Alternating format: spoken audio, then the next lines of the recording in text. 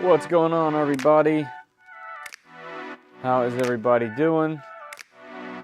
Time for me to pull up my chat, get all the audio up and running. Let's see here. Playback. Of course, music is not working right away. Classic. I'm used to it at this point. Let's see. So, gotta click into it. Properties. Gotta change it to something else. Change it back. Hit OK. Now we should have some tunes. Let me turn that down just a hair. Guys, before we get started, as per usual, please let me know in the comments how the audio is, if the music's too loud, if it's too quiet, if you can hear me, can't hear me, how the video is. That way I know before I dive too deep that we are doing okay. In the meantime, let me make sure everything else is good. Yep, everything looks good on my end. I see it sounds good to me. Hey, Truggy. All right, let's go up. Let's catch up with you guys. Let's see. We got Mr. Walkman. How you doing? Mr. Rhodesman. He demands more streams. Hey, you know, I'll at least do one every Wednesday. But then I might have some bonus here and there, you know? Also, hello. Hello, sir. Mike, how you doing? Mr. Flark from South Florida. It's going to be the first time catching a stream live. Oh, cool. Nice. Welcome to the stream. Hopefully the subject matter is of interest. They usually uncover some kind of machine or something. This one's a little bit different, doing a project, just building a trailer. So it should be pretty chill. I don't know if we'll finish it or not, but hopefully we get a big chunk done. I usually, in the past, when I've done 3D set stuff like these trucks up here, they usually take me a very long time to build and make. But I've also tried to like make them some kind of build video. So this is very different. I'm gonna do it on a live stream. But you know, it's just a trailer. Michael Thompson, how you doing? Truggy, hello. Welcome. BWS. Sounds good to me. Okay, good. Seems to be good. All right, awesome. Everything's good now. Perfect. John, how are you? I like the swag. Nice. Like this swag or like my swag? which swag we talking about here? That Chitty and Trident are hilariously large. Oh yeah, they're both just machines. This one's still down low. I got to get this thing up because this behemoth of a machine has to go over here, and that's definitely the largest machine I have. You know, I'm a fairly robust man, but this thing is very, very wide, wider than me.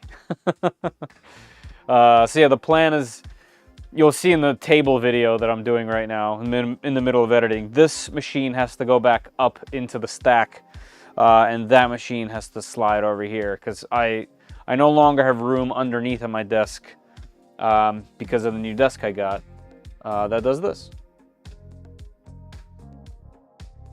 And see a desk, but then it also does this.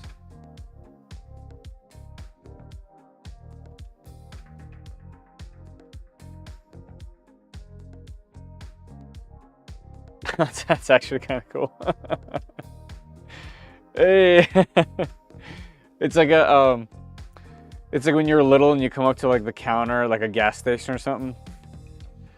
That's what this feels like. Hey, Juan. The sweatshirt, yeah. Yeah, this is an old one now. It's all beat up. And it's the kind of. This was like a sample that I got. I think you could buy them. I think I have them in like a shopping thing. This was like a sample that I ordered to see if they were good. And I like the hoodie. The print quality is regular. I wouldn't say it's stellar. But then again, it's just the logo, so it's nothing fancy. At some point, I would like to actually, you know, sit down and design some stuff, considering it's what I did for a living for a very long time. I have some ideas. And there's a lot to play off with the logo. So my last name is Sosnin. So the SOS comes from there first. But SOS is Save Our Ship. And since to calibrate a 3D printer, you print a benchy, which is a ship, one of the things that I was doing on the channel, or wanted to do, is tutorials on how to help fix your machine and to set it up. And, you know, I do that and have done that and give pro tips and things like that. So the whole premise of this is that I'm helping save your benchies. You know, the Save Our Ship, that's why there's the life buoy in the background. So there's a bunch of play off word things that you can do with benchies and life rafts and SOS and stuff. So at some point I'll have some better merch. You know, you're like, okay. I'll take that. Okay is good. Have you spent any more time with the Ender 3 V3 KE? I'm still awaiting mine. Yes, I have. It's still great.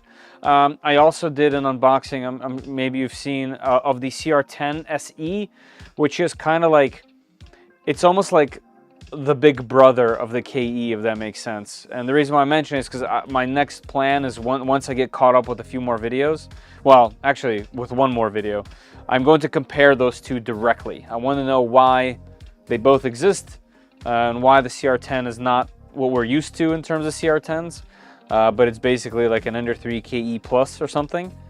So I want to put those two ahead. So the KE is going to go under the knife for that, you know. I thought it was Save Our Souls. It is. It is. It means a few things. I'm planning a 3DSets build next year. Can't decide on the Jeep or Landy. Nice. They're both good. The Jeep was their first one, so it has like the most... I guess attention to it. Make sure you get the, well, it's not make sure, all of their axles are now updated, and I would definitely do the belted transmission. However, when you do it, you know, maybe message me on Discord or something, I'll give you some advice. If you actually want to crawl these things, like actually do some low range crawling, the motors that they call for are not big enough for the belted version. If you go for the geared version with the brushed motor, they're fine. But if you go for the brushless motor, the Outrunner, you need a larger one, the biggest one that it can fit in there, essentially. And that's what I did with the yellow a truck over here, and now it can actually crawl without getting bogged down. So there's a bunch of little nuances there, but otherwise it is better. It's way quieter, it's way more reliable, and it's faster, if that's kind of like your thing. I wouldn't go fast with those things though. They'll disintegrate. I liked the CR10, but the footprint was too big. No, so Mr. Flark, there is a SR10 SE, which is the same size as an Ender, and it's kind of just built a little bit better, if that makes sense, than the KE. So it's actually really, really similar to the KE. On paper, it's almost indistinguishable, but it has a bit of a more robust frame and build quality. It's quite a bit more money. So that's kind of what I want to know. Like, I want to know why they both exist at the same time. But so far, the KE has been fantastic. I have not a single complaint, really. Hey, Darren. Let's switch cameras. JP, how you doing? Let's switch cameras here. I got my thing working again, by the way. This guy. And I made some new pages, so I have my intro and outro on one, and all my other screens on the other. Like, for example, if I do close-up picture-in-picture, that takes me here. See that? So now we're all set up. A little bit of normalcy. Oh, right, I forgot. I have to go to the browser window. I have to check, make sure I'm on the other display. Here we go. Okay.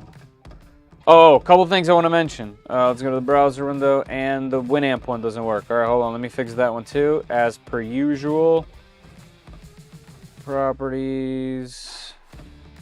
Spotlight, and then go back to Reamp. Okay, there we go. One thing I wanted to mention, you know, today's a normal stream. We have a filament giveaway by 3D Max. So there is a pinned comment all the way at the top that takes you to this page where you can win a roll of 3D Max PLA. All you have to do is answer the question.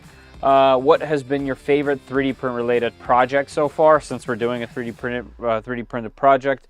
Let me know, and then put in your information. And well, in 2 hours, and if you're in the United States, you have a chance to win yourself a roll. Hey Toad, how you doing? So it looks like on my end, my mic is peaking in red. Can you guys let me know if when I speak, if it's like going too high? I remember, I think it was Zumi, she mentioned that my mic wasn't loud enough. I remember I cranked it a bit too much, but just let me know how that is, because I still want the music to be heard, you know? Anyway, so we talked about the giveaway, chatted a bit about stuff. Okay, so the build. So what we're doing is I am building this guy, and I think in here they have a perfect example of what I want. I want this. I have both of these trucks. This one is not as wild. I kept this one really stock, but the Landy is, you know, really modified. And I thought it would be cool to have this setup. Instead of having just one, it's like a, you know, unit. The one thing I didn't think about is just how big this thing is. The trailer is, well, it's longer than the Landy, and the Landy is extraordinarily long. So, yeah, I'm excited for that. Yeah, so the files were 20 bucks, and then you have to buy everything else. I probably should have had a running list. I don't actually remember. But the one important thing is I found a I found a dealer for the screws on AliExpress that I wanted to try. This would be the second time I tried, but a different seller. They unfortunately didn't have black, so they're silver, which is kind of a bummer. But the quality of the first one was way worse and took so long to ship. These came in like 2 weeks. So they were $9 for all this. $9. I probably would have spent well over 30-40 bucks for all of this hardware if I was shopping in the United States. So if this works out, I'll have some links later on to the actual seller. I just want to see what the quality is like, and it's never the M3s, it's pretty much always the M2s. And I'm looking here now that they're not button heads, which is actually a good call, because the button heads are the ones that I always have a problem with, since the Allen wrench has to be just a hair smaller on the button heads. So this is good. But essentially for this build, we have a set of screws, which actually, let's just start laying things out now. Sounds fine to me. Okay, good. The electronics are where I'm lost. Oh, yeah, okay, I'll help you with that too. It's usually better to buy them like in sets with what they come with. And there's a site that will help you if you didn't want to deal with sourcing everything yourself. Almost like Voron kits. There's a website that sells pretty much everything as a kit. Nice, I like how they label these things. They look really nice. Like, they don't look really cheap, which is cool. It says car hauler on the bag. All right, so we got hardware. We got shocks. Yes, the trailer has suspension because it's an off-road trailer. I don't remember the size. I'll have to check on Amazon. But we have those. I'm not going to oil fill them. This is not going to be like a crazy performer. So AliEx shipping has been pretty fast lately, even under the 2-week shipping guarantee they advertise. Oh, nice. That's good to know. I don't buy from there often, but the past few times that I have purchased myself, it has been a pretty pleasant experience. You know, for a lot of folks that live over in that area, AliExpress is just like Amazon. They have, you know, same day, next day shipping. It's kind of crazy. So, you know, it's their Amazon. Then we have some bearings. They're pretty specific. I don't remember the name at all, but you know, if you guys are into one of these things, the build guide says everything, has every single thing outlined. Actually, let me pull that up. Yeah, like it labels every single thing. So if you really wanted to, you can get everything in high detail here, and it'll mention them as we go. But so we got bearings, a load of clips. We got tires, and I went for these. One, because they're very inexpensive. Two, they're extremely soft. Not that that matters for a trailer, but they match the tires that I currently have on the FJ. So since the FJ is going to be towing this thing, I figured it'd be pretty cool to have matching tires. Maybe at some point I could do matching wheels, but the trailer is going to have white wheels anyway. It's going to be pretty close. And then this is just a giant bag of prints, and there's actually a bunch of really cool stuff in here. I don't know if you guys follow me to the point of watching my my shorts on YouTube, but I did a bunch of two-color stuff, and actually I just realized I forgot to wash the glue off. That's kind of a bummer, because I don't have a sink down here. Yeah, I printed these on the Cheaty Tech at work, and my Cheaty Tech at work prints a lot of ABS. So I have glue on the plate, and as you can see, I didn't rinse it off. So, well, hopefully this won't, I think this goes flat onto more plastic. We'll see. If anything, I'll just pop them off and rinse them off later. But yeah, these are printed in 2-color because you want the black to kind of shine through the slats, and it makes this look like more realistic wood. They even incorporated some like imperfections into the wood, which I thought was kind of clever. And they definitely didn't overdo it, but let's see if I can get the light to catch. So there's like a couple little like diagonal slits here and there. Really neat stuff. And then this one also holds the what's it called? The ramps. So these were printed. This was printed on the Cheaty Tech X+3. This one specifically was printed on my Voron Trident, because I was trying for the first time to print multicolor with clipper machines. It was literally my first time after all these years. Not into RC yet, but with 2 young boys, 50-50 I will be no matter. Nice. Yeah, I mean, I've been stuck in RC for a long time.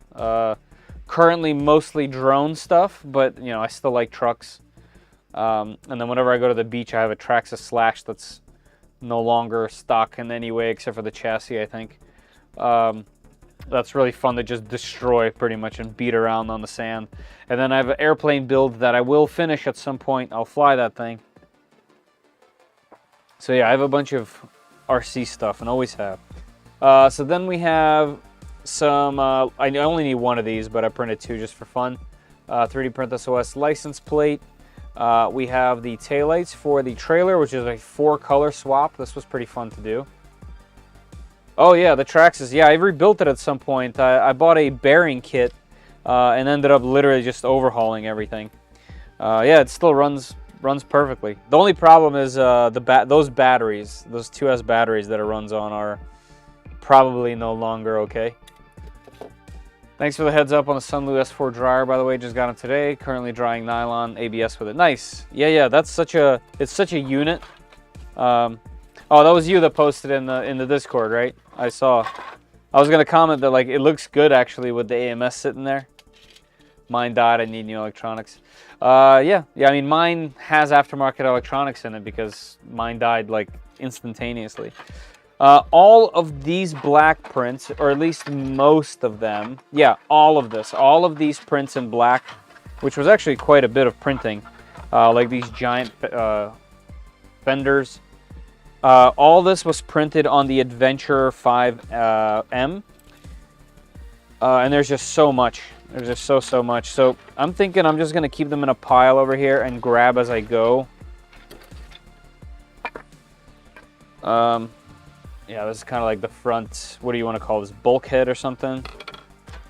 But then we also have, there's some little bits in there too. We also have some rims, and these multi-piece rims were printed on my Voron V02 R1. So these should be cool, and here's what it'll look like if I just stretch these things on there. I don't remember if I had to stretch the tires on there so much before, but or maybe it's just the trailer wheel, but yeah, that looks great, doesn't it?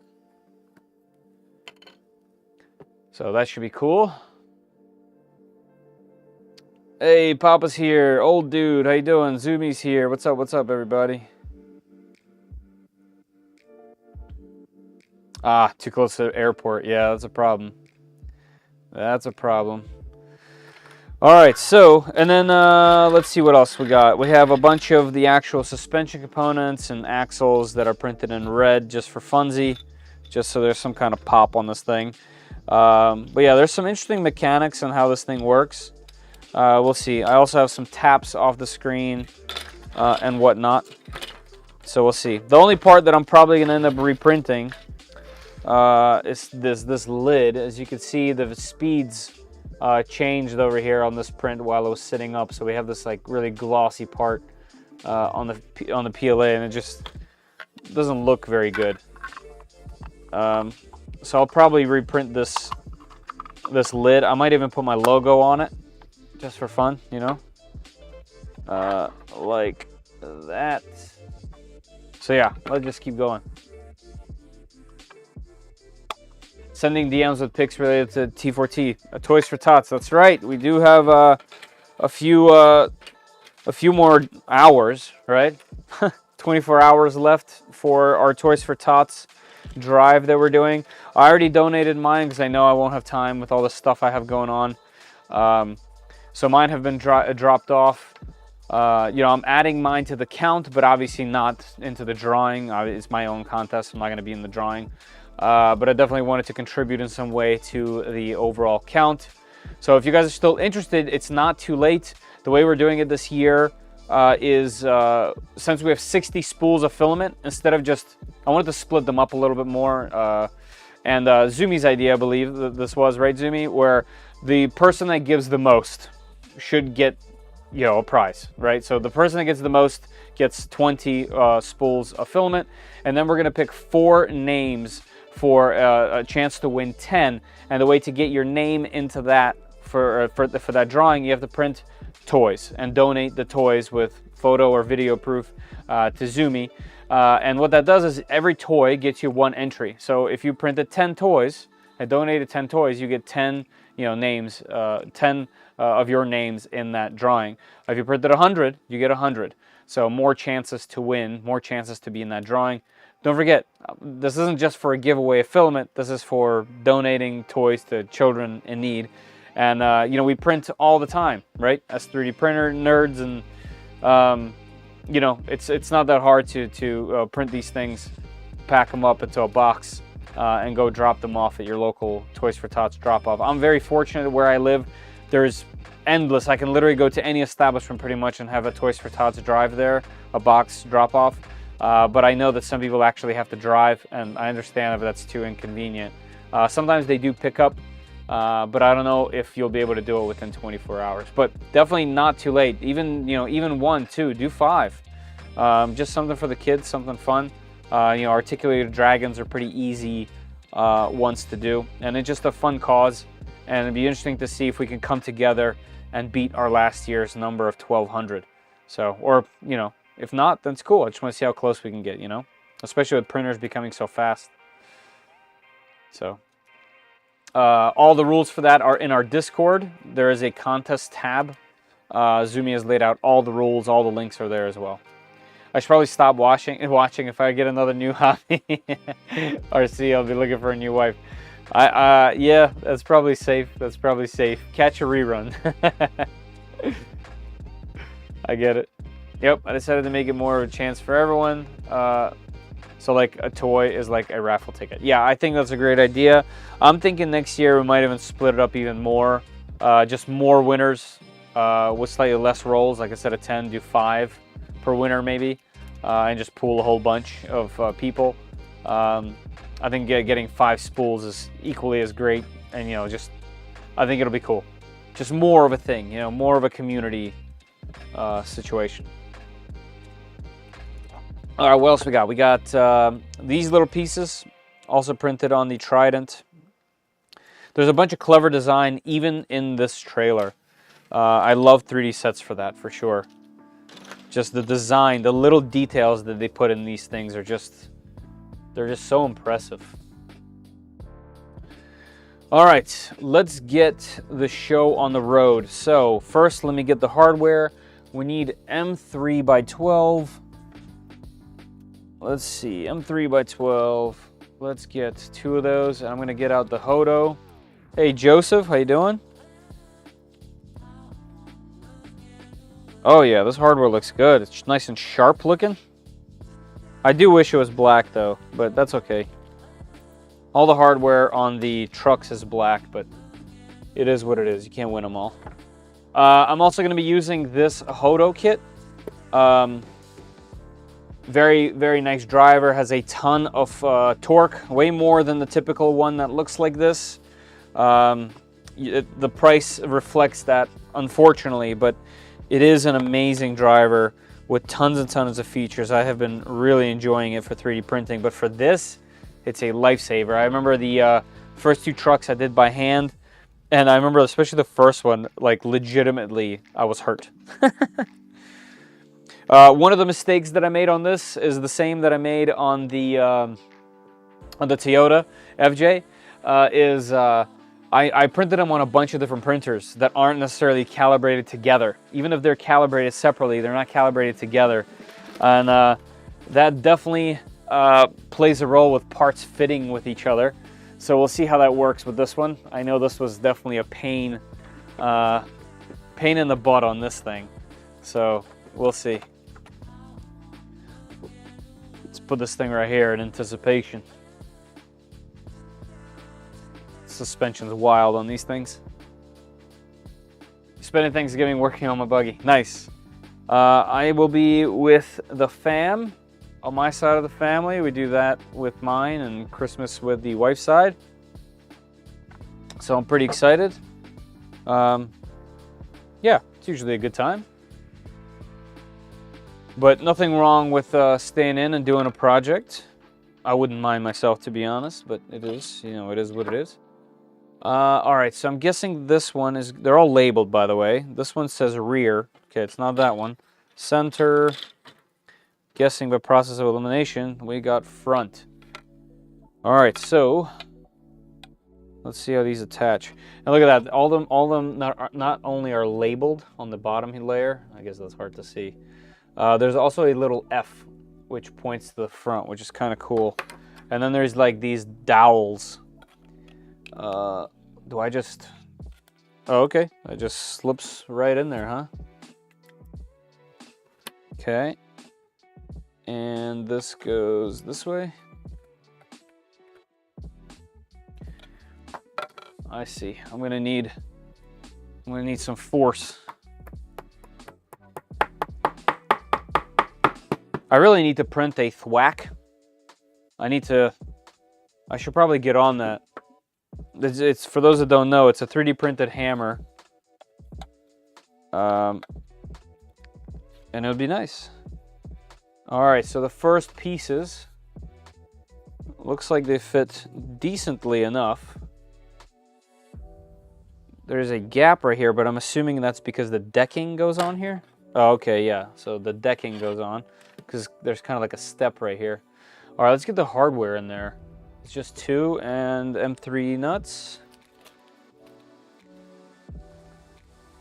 Let me try to put the M3s together and M2s together, so the searching for them is just a little bit easier. When in doubt, hammer it out. Always the case. You know better than most with your projects. All right. So does this have a recess? Oh, okay, so this has a recess for the nuts. That's nice.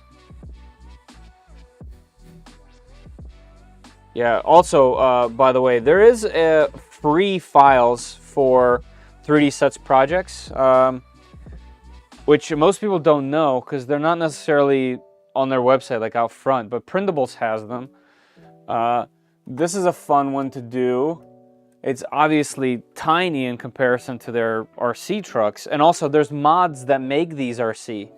I don't remember the scale. I think it's 1/24th, but it has like printed suspension, also some very clever design just in general of how these things work. You know, not everything articulates and opens, but still, these are still very fun to print. You can find this thing on Printables. I think it's called a Landy Mini. And then they also have a mini buggy, but I believe those only come on the Prusa machines, on the Mark IVs, but maybe those are available somewhere online. But yeah, you can make these into RC crawlers with mods on Thingiverse and Printables. I just made mine match my my full size.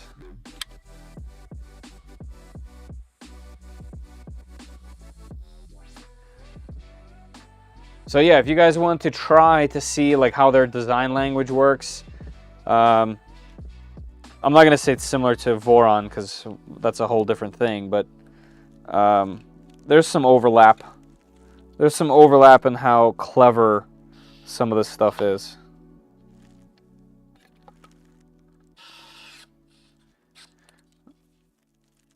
All right, so it looks like some of this stuff I'm not going to be able to use this guy for just because of the angles. But I'm going to try.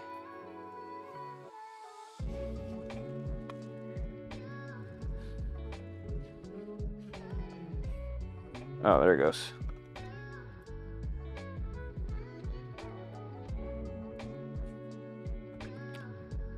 All right, our first piece is complete. That's crazy how big this is, and this is just a tiny part of it. This thing's gonna be massive. I have a nice small antique hammer. Those are my grandfather's that I use for this stuff. That's pretty sweet. That's awesome. I love that type of thing. Hey, Blind Gray Wolf, how you doing? Is it lagging? Oh, I hope not. I hope not. Dropped frames, 14. I've dropped 14 frames. This is 0% right now. Yeah, let me know if I do drop off. That'll be super unfortunate because once again, it won't be on my side. I've not been able to print for over a week. Oh, why? My chitty will not set the Z offset. I've even done the manual probe. Okay, I know what the problem is. I've upgraded mine to the induction probe for BL Touch. Is the Chitty XMS 3. Oh, you upgraded yours? To the induction probe. Okay, I don't know. Here's the problem with that situation, especially if you've done updates to the machine. If you use the screen to do the Z offset, it sets it in a way where it does it in the front end, and it keeps it there, and it does it on boot. So every time you boot the machine, it pulls up that Z offset. If you ignore that and do your Z offset in Clipper and save it to your printer configuration, what it does is it loads that first, and then it loads what you said on the screen. So it doubles your config, which is a problem. So what you have to do is you have to zero out what you did on the screen. You literally have to go to the Z offset on the screen and make sure it's 0, save, do a full reboot, and then put that number in manually into your print config all the way at the bottom. That's the only way that the Chitty Techs run reliably, is when you don't use the screen. The screen is the biggest problem with that product, and if you don't use the screen, it's an amazing machine. You just have to learn that part. And my old one does this, my new one does not. My new one seems to function normal, but my old one 100% does this every single time. It's repeatable. If I do both, it doubles the number, and then if I save config, it triples it. If I save config again, it quadruples it, and so on and so forth, until that head will destroy the build plate. And I have 2 build plates that are just mangled from testing this over and over again. So hopefully that was clear, but what you need to do is make sure that when you boot the machine, in your fluid interface, it says 000 on Z offset, like on the front end of your fluid. And if it doesn't, if it says some negative number, which it will, probably around 1.4-ish from my experience from these 2 machines, if it actually says that on boot, then you have to go onto your screen and you have to make sure that's 00, and then take that number that it was and put that number into your printer configuration, and then stop using the screen. That's going to be the only way. It was buffering a bit. Oh, okay. I used my old rawhide mallet. Nice. That's cool. Yeah, those are cool. Yeah, I want to make a dead blow hammer that's printable. Not make. There's a bunch of printable ones out there. What go to the editing then manual bed leveling? No, it's not manual bed leveling. You still use the sensor, but it's only for Z offset. The Z offset gets messed up on that machine if you do both the screen and in Clipper. You can do one or the other, but if you do both, as soon as you do both, it doubles it and it ruins everything. There's new firmware for the K1. I saw. It doesn't actually change anything that I've done. You can update it and then just, you know, reinstall fluid if it removes it for some reason. With you know, following my video with that little app. Very easy to do. Probably take you 5 minutes. Oh, look at this. We got human centipede style. All right, let's see what hardware we need. Let's do M3x10 first. M3x10, where are you? M3x10. And then M3x16, okay. Let's do that. Oh, you know what? I have like a little thing. This is from Hodo? Yeah, so this was from the Hodo packaging. And I didn't realize what this was for. This is actually a magnet sheet. And the cool part about this is when you put hardware on it, well, it doesn't roll away. It kind of sticks there, which is very convenient. So I will use that for here. How many of those do we need? 4? Oh, not 3. We need 4x10s. Let's do 4. Okay. And 3 nuts, like a magnet. Yep. Hey, Mike Jones. How are you? Yeah, it's like a little magnet sheet. To be honest, I don't know if these are steel or not. And then M3x16, these big boys. See where they go. We got 4 of them. Surprised there isn't 8 of these. Why aren't there 8? Just 2 here and 2 here. Oh, I guess these just go into plastic. Well, let's find out. Okay, so we got this. We got the center. Yeah, let's do one at a time, right? Yeah, let's just put that in. One at a time. You guys want me to zoom in so it's closer to what I'm actually doing? Here, let me put the camera a little bit closer. Here, let's go table a little higher. How's that? Is that better? You don't need to see all the parts laying there, right? Unless you guys like that kind of thing. There we go.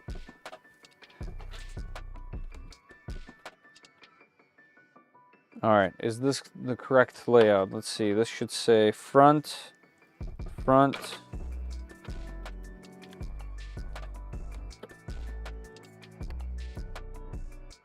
Where's my mallet at?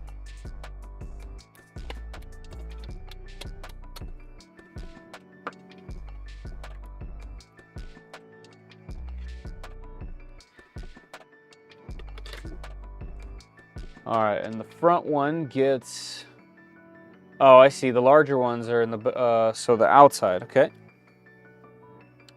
the 16 millimeters go on the outside, straight into plastic from the front, okay?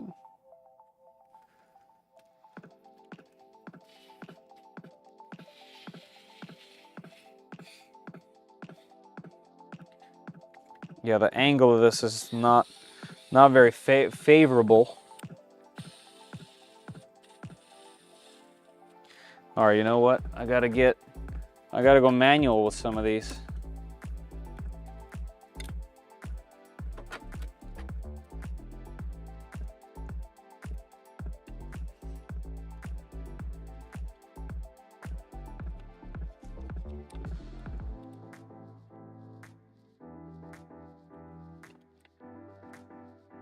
Oh, great.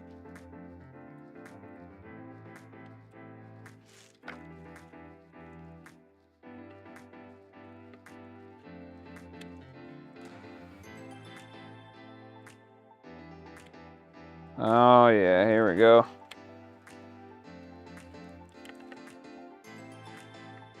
Forgot how hard some of this plastic is.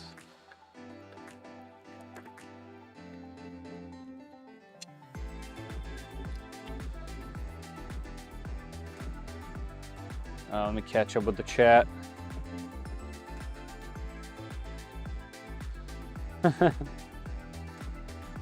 No, what I mean is I go to the screen, to the setting. Oh, all that text got messed up, man. 55. Yeah, I can't read that one. Oh, here we go. No, what I mean is, do I go to the settings on the screen and then do a manual tab and set that to 0 and save from there? Set it to correct 0. So if you can use the screen to get the correct Z offset, but note that number. So for example, let's say the screen is showing, like Fluid after doing it on the screen says, I don't know, it'll say negative 1.4 millimeters.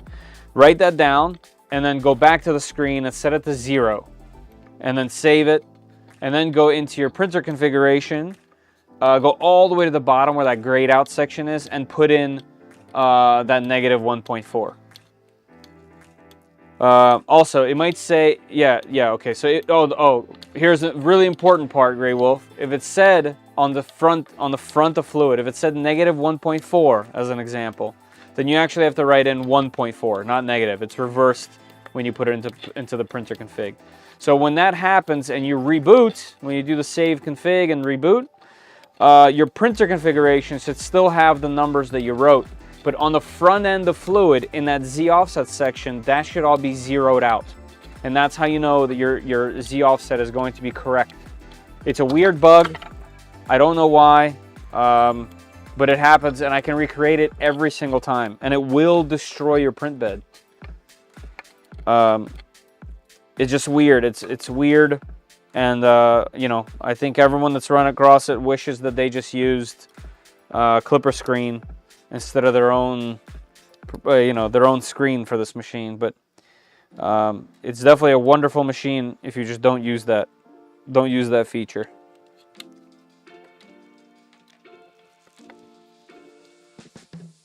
All right, Hodo, rescue me, because my I'm gonna get carpal tunnel if this keeps going.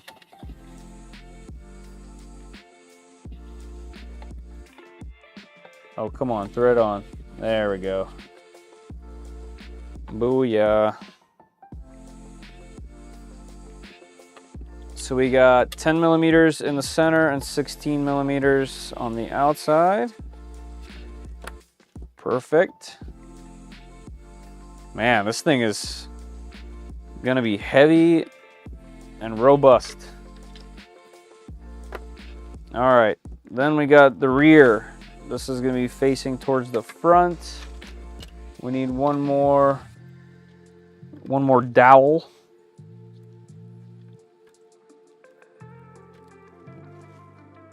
All right, Hammer, come over here. Been wanting to get into 3D printing for a long time. Finally took the plunge and started watching a lot of YouTube videos. Yours are very interesting. Thank you, Mr. Clark. What printer did you end up getting? Because you said you took the plunge, just out of curiosity. You know, it worked as a TSC for a bit and then had to assemble some of these trailers, but it didn't come in as many pieces. Nice. Go, buddy. My first time in the chat. So what are we working on? Oh, nice. Sorry, my Jones. I was like just working. We're working on a 3DSets trailer. So I have one of these FJ sitting next to me. It's a 1/8 scale crawler, and I want this thing to tow my 1/8 scale. What's it called? D110 Discovery, aka I think they call it a Landy 4x4. So both are going to be just this gigantic unit, and the reason why I did it is I brought that one to the last ERF that was around my area, and then towards the end I drove it around for a while, and I think some people got a kick out of just, you know, an RC truck driving around. But I think having an RC truck that's pretty cool towing a really crazy RC truck as a rig would be even cooler. So I decided to purchase the files for this trailer, and well, here we are. You know, I also kind of like when I'm testing machines. Sorry, that was loud. When I'm testing machines, for them to be printing something I could like use in some way.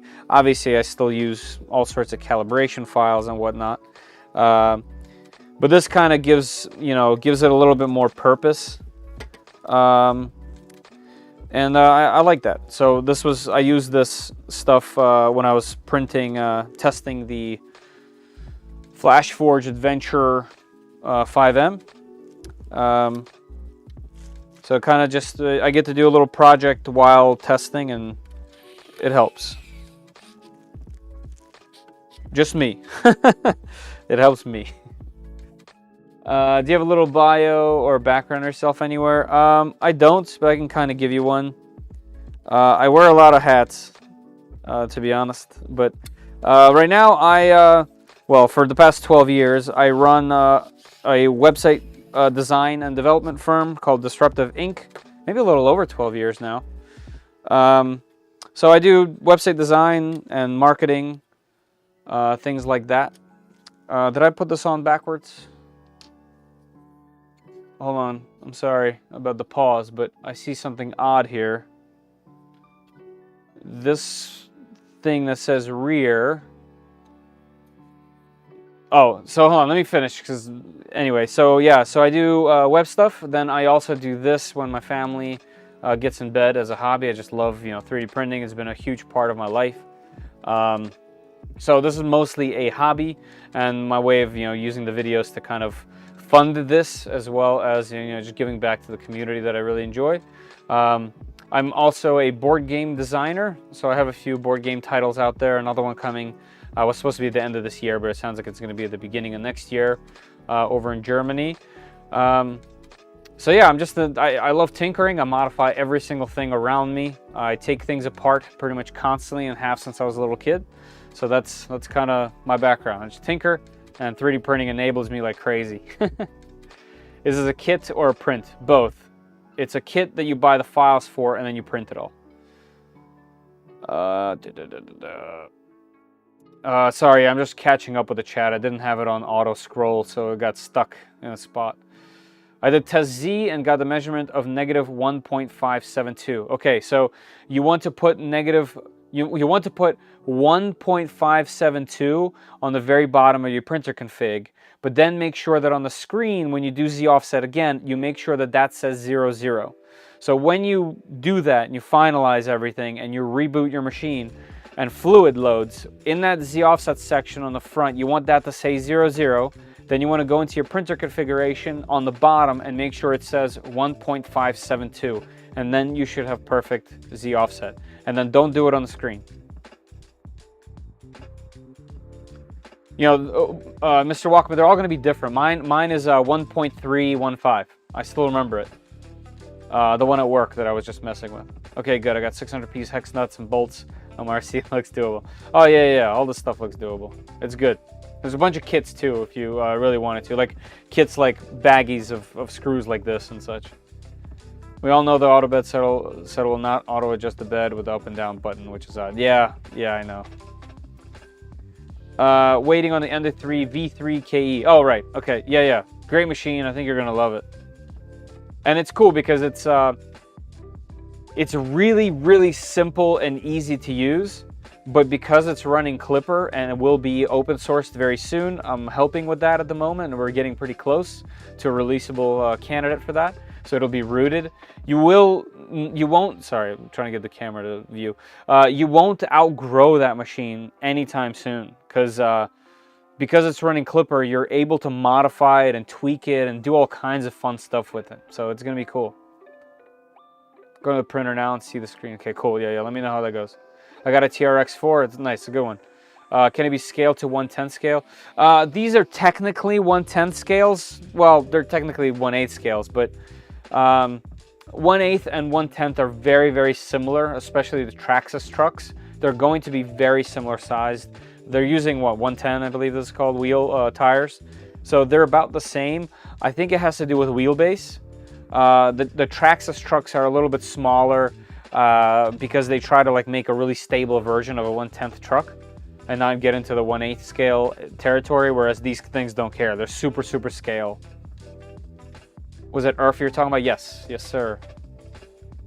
That's a massive truck. Oh, this thing is going to be huge.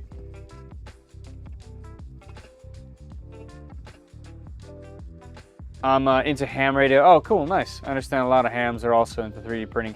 Yeah, ham radio is pretty neat too. You know, I do some FPV flying, and technically speaking, I should have a ham license when I do certain things. And maybe I have one, maybe I don't. I do have a pilot's license, but not a ham license. Yeah, I know that, Fed. Okay, cool.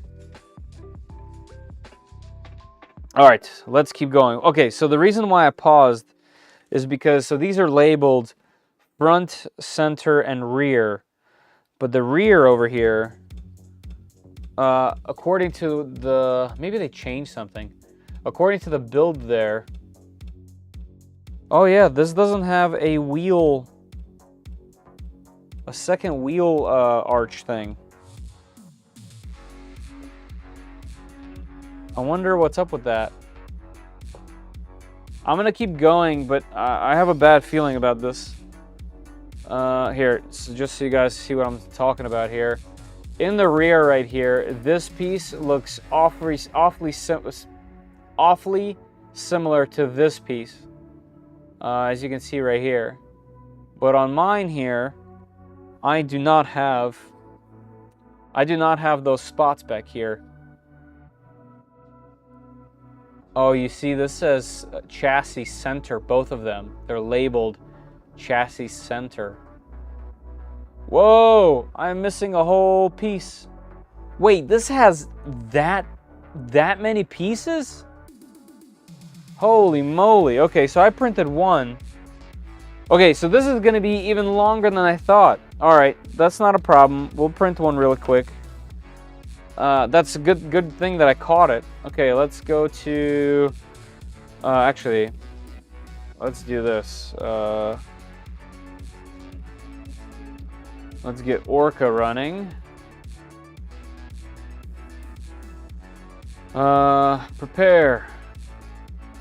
We're gonna do the Trident. Let me find the file real quick.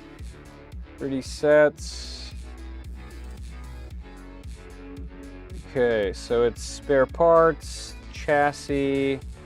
I didn't realize I had to print two of these things, to be honest. Chassis rear. Okay. Chassis mid. Center. So I need two centers. This should have said, the file name should have said X2. All right, let's lay her down. I am not going to print this very stout because I want it to print fast. I'm not really worried about it, to be honest. All right, hold on. Before we do this, let's throw 60 on. 150. Actually, I think we'll just go 210 just to purge a little bit. On there.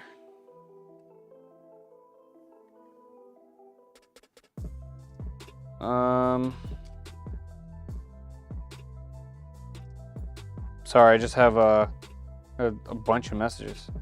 All right, let me catch up while that thing's warming up. Hey, Austin's Adventures, how you doing?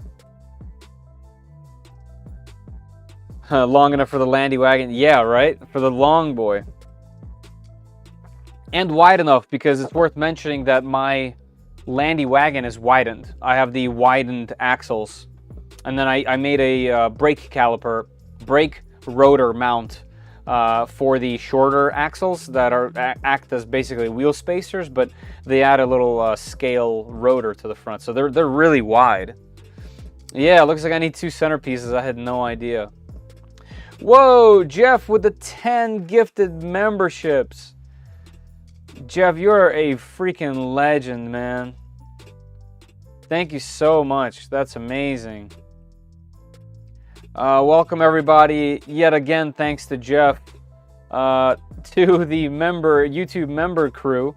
You will get to have a chance to talk to me personally. You can join the Discord section of YouTube members only, and you can see all of my videos that I actually produce and post at least a day early, be able to comment on them early, ask questions, things like that.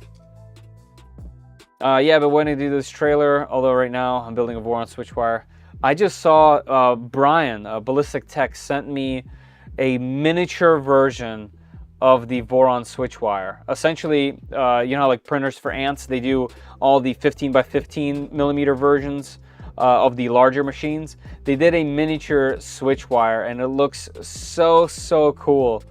Very exciting, even though not necessarily practical, but. Nice. Thanks so much, Jeff. Yes. Oh, 400. Ooh, that's awesome. That's pretty cool. 400 by 400 switchwire. That's very unique. By the way, if you're not, Austin, if you're not in the Discord, please jump into the Discord. I would love to see the progress of that build. There is a section for just showing off your printer builds. I would love to see some of that. That sounds very fun. Okay, yeah, perfect use case for an older machine like that. All right, let's see how the temps are. Oh, I have a top hat on.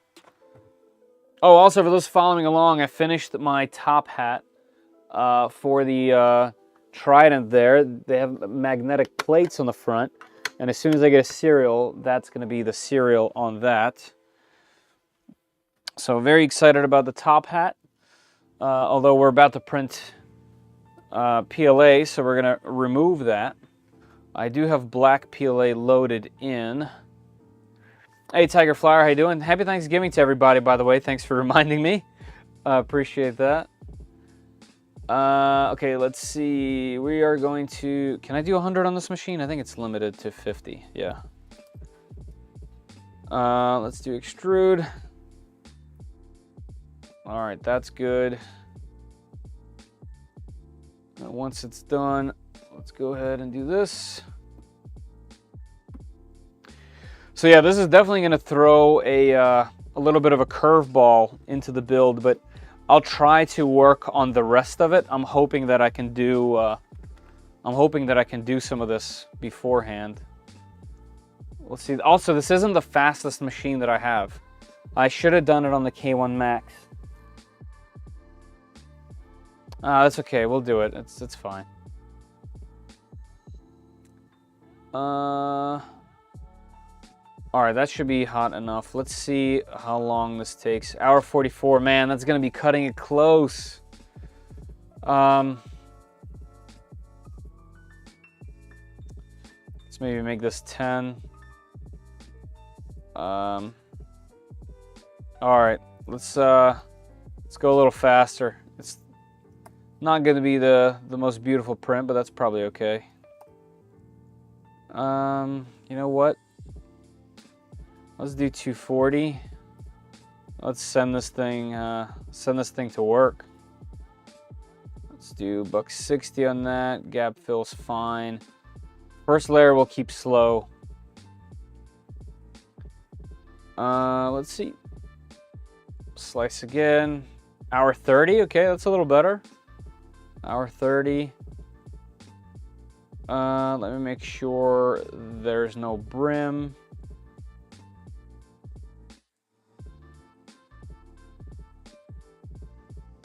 All right, let's send it. Hour 30, that's fine. I'll get as much done as I can. It looks like I'm not gonna be able to finish it today, but that's fine.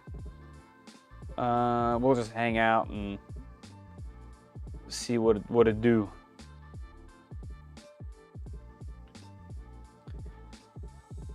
All right, so we'll get that printing. Let me just make sure everything's good to go. I really do love the processes that this thing does. I don't know if you guys will be able to see it. Let's see if I can zoom in. Hold on, ready? How about we actually use my camera for what it's supposed to do? Oh, right, wait, wrong command, wrong command. It's this one. Oh, yeah. All right, so it goes through a bunch of stuff. So right now it's heat soaking that bed, and it's gonna go down to 150 on the tool head. When it reaches 150, it will do a Z-tilt adjustment really quickly. Z-tilt's like my favorite thing on these Tridents. For those that don't know what that is, it'll go to each one of these lead screws because they're not belted together, they're separate. It'll go to each one and take a really quick measurement to make sure that it's perfect, and if it's not, it fixes it pretty much instantaneously, check its work, and then it will go and do a bed leveling just around where it needs. So this is not the biggest piece ever, but it's also not the smallest piece, I guess. So it'll definitely do some leveling, and then it'll just start printing. So should be cool. So there you go, it's almost at 150 now. We're at 140. Definitely not the fastest heater in this machine. I'm probably going to eventually upgrade the hot end, although it's perfectly fine for what I'm doing with the machine now, especially now that it's like tuned. I am running a 0.6mm nozzle on here as well. All right, there we go. Should be at 150 and 60 degrees. There we go. So it's gonna do a home and then Z-tilt. And it's sensorless homing on this machine, so there's no wiring, there's no switches, none of that stuff. Let's see if I can read from all the way over here. So I picked 50 plus kilograms of filament for $50. Whoa. But it's all in 50-gram packets. What can you do with PEI? I'm very confused by those. Is that two terms? Is that like two separate statements? Roseman gets his wish with another live stream for the win. Right, he does. Bagging and counting toys, Zumi. This is work. It is work, but worth it, Jeff. And I appreciate you, man. Appreciate you. 50-gram packs. That's not very much. I'd fuse them together, make your very own roll of filament. That's true. Sounds like you bought what's made for 3D pens and usually comes in short plate. That is true. That is also true. I'd also check, so Hyper PLA is actually really similar to what those pens use. That PLA that's for pens tends to melt at a little bit of a lower temperature. Sounds like a riddle to me. Yeah, it did to me as well. Jeff, but it's worth it. It is totally worth it.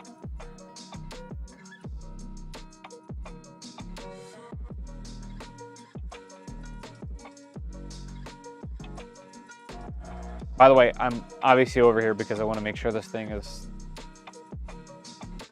going good.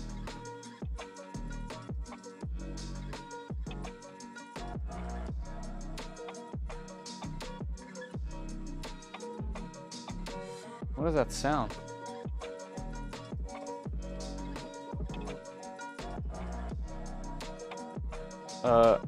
Is that in the song?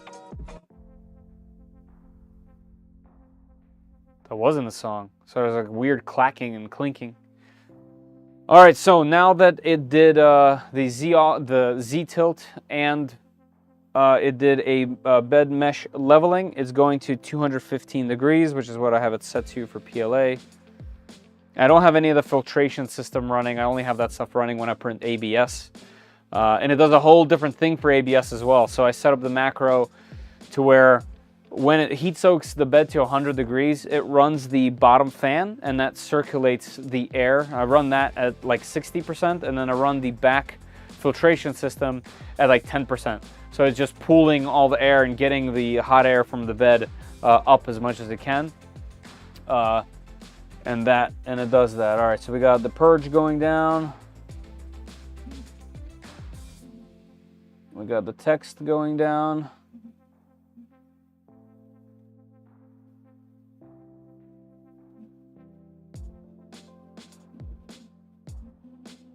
All right, that is looking perfect.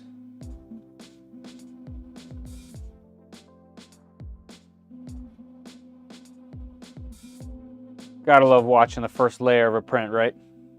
I'm sure everyone does this. Lots of different things, nylon, PTG, ABD, oh okay, ASA, PLA, TPU, but the PI caught my attention, 350 degrees. I didn't even know that that's a thing. I mean, I'm sure you can print PI. I thought it like off gases at some point. That's kind of interesting. I have very little experience there. All the benchies look so cool. Thanks, Heart Turtle. There's actually more. There's 2 rows of them. I just don't have enough time to do any of this stuff. I did end up printing a bunch of brackets to mount these benchies in a way where I can hold several rows of them, but I never got around to it. So there's 2 rows of them. Every time I get a spool of filament that I don't have up there, I print a benchy. I have a whole bunch of them over here that are still yet to go up there just because I'm out of space. So yeah, ever since I started 3D printing, I've done that. So even my very first rolls of filament are somewhere up there. All right, first layer is looking primo. Let's get back to trying to put together whatever we can.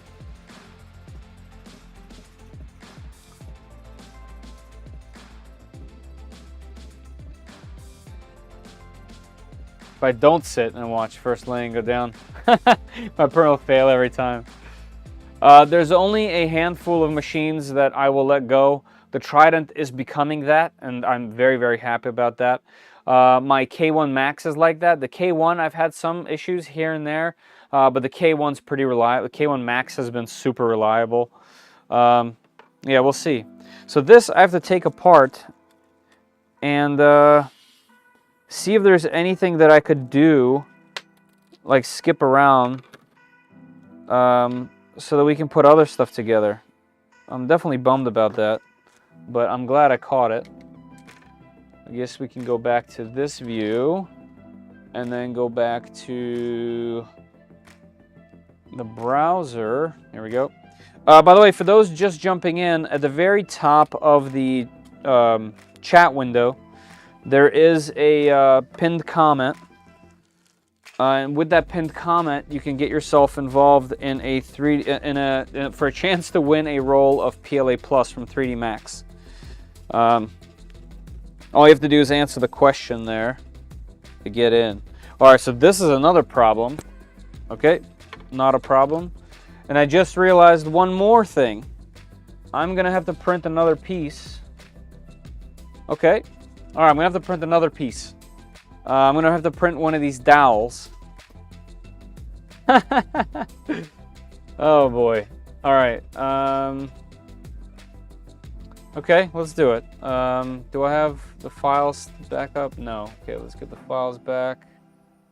We can do that on this one, right? Yes, because I have black loaded in.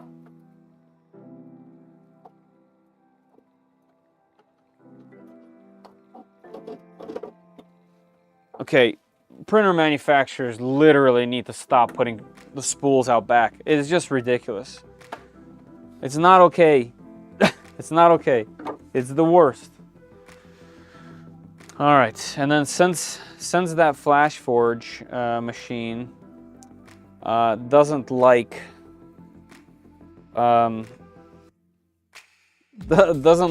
doing any kind of non-proprietary printing. Okay, it sings me a song. I have to use Flash Print, which has been fine. All right, we go spare parts, chassis connector, front. No, I just need the middle. Once again, this should have probably said ×3. That would have been nice. Start slicing. Yep. 3D sets, huh? Slice. Let's see, how long is this gonna take? 12 minutes, that's what I'm talking about. Yeah, let's just send it. Send. Idle. Well, not idle no more. Send G-code. Chassis connector. Go. So this machine, the Adventurer 5M, is a completely hands-off machine. I don't have to do anything. It'll do all of that pre-programmed. You know, I'm not worried about it because I didn't do it and, like, you know, did it all myself and, like, you know, fiddled with it and set it all up. It's literally just, I did nothing. So this one, you have no choice but to just let it do whatever it wants to do. All right, we're off to the races there. Let me catch up with the chat. You should make a bench of shelves for that back wall. Oh, for that? Yeah, like rows? Yeah. I don't bother watching the first layer of my chitty since they fixed it. Nice. Yep. Yeah, the new one's definitely real good. I mean, the old one is spectacular as well. I use it almost daily at the office. And so does my buddy that runs a print farm. Well, he used to run a print farm. He doesn't need to anymore. But he uses that machine too, and it's so good. Happy whatever day it is for everyone. Hey, Lauren, how you doing? I know it's FL Sun S1 Take All My Money Day tomorrow. Yeah, FL Sun S1 is going to be amazing. I'm hoping to get you know, the S1 or the T1 at some point. I love that they're doing what they're doing. You know, deltas are not dead. Prusa is actually proving that. They have a really impressive delta as well. That can handle ridiculous temperatures. Like, you could probably print that PEI and PEC and all kinds of stuff. So deltas are definitely not going away. They're here to stay. And the numbers, what I wish FL Sun did is I wish they showed the machine. I know they did like teasers and hype, but that's, in my opinion, after you do that, you need videos and reviews and then put it up for sale, right? But you know, I'm not a 3D print business expert, but I'm really excited to check out the machines. I hope I get them at some point. Don't see the pinned comment. Is it just my device? Browser. Pinned comment should be at the top. It should look like this. Gleam.io. Let's see. There's 22 entries. 105 minutes left. Yeah, it should be at the top of the chat. Actually, it depends on the device, I guess, where that goes, to be honest.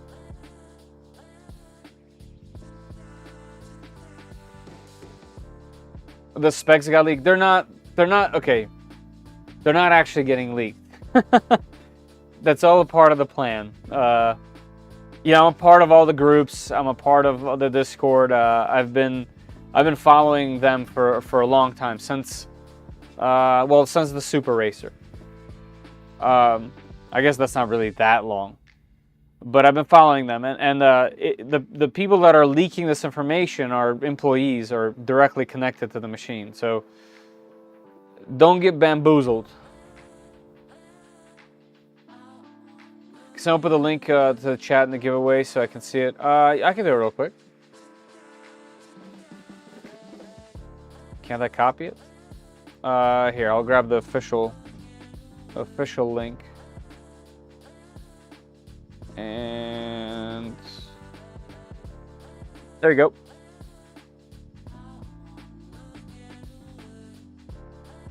Let me just check to make sure everything's okay, because I hear it zooming over here. Yep.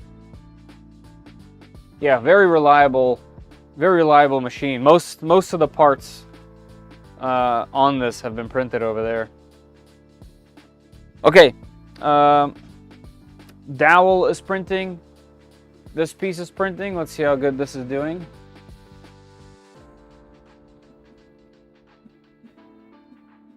Looks like we have, I think we were a little bit too far from the bed. Hopefully it doesn't just fling off of the build plate. Oh, I know what it is. It's too cold. Because I turned the speed up, but not the temperature.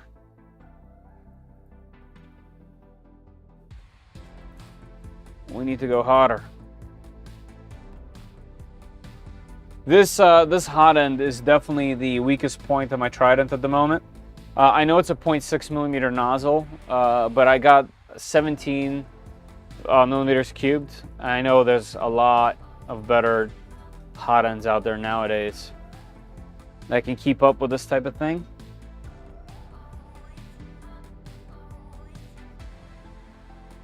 That's not looking much better, to be honest.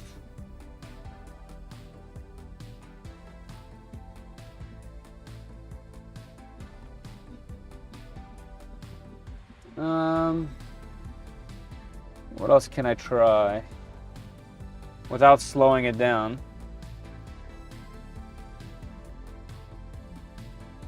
All right, let's try 230 as the last straw.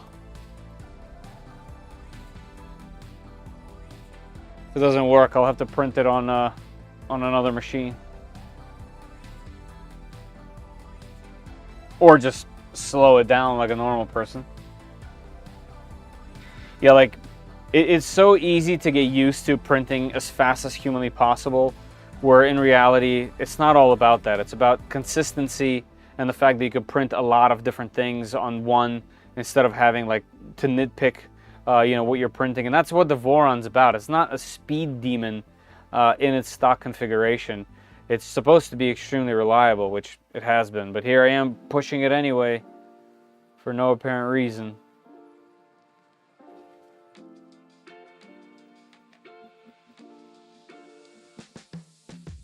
Yeah, I'm gonna have to slow her down a bit. It's just too much. Too much.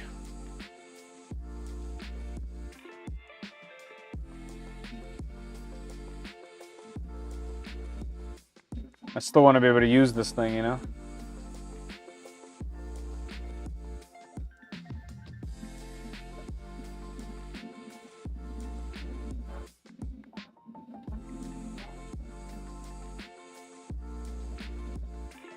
What I should have done is just printed it the way it was.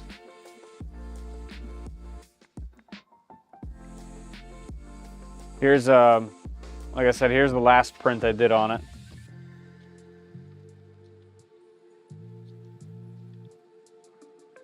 Pretty spectacular 0.6 millimeter nozzle action here, if you ask me. So, it's definitely capable.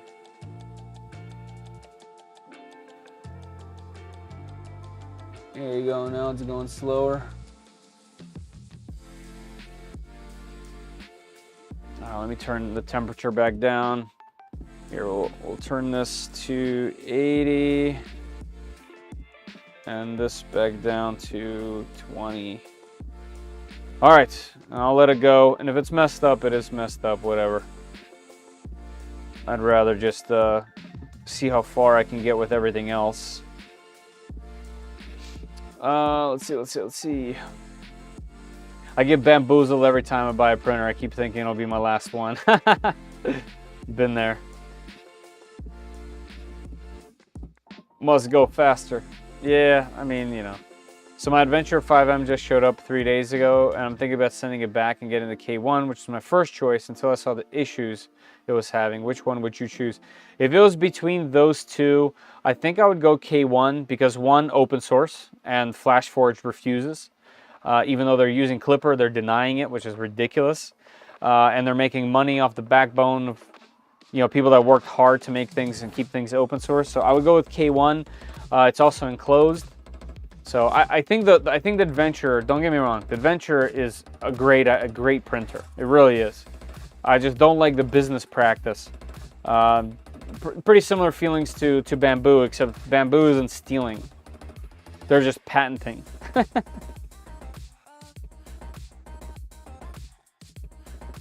My device is going to die pretty soon. I'll be off for like 15-20 minutes. What a bummer.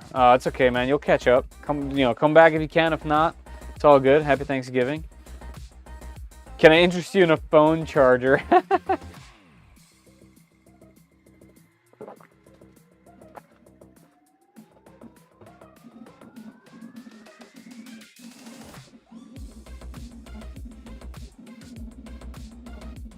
Can I salvage this print?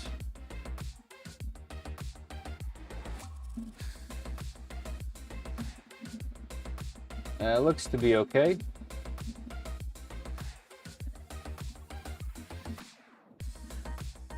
The bottom layer is just going to be hideous, but that should be okay. Yeah, okay, that's looking good.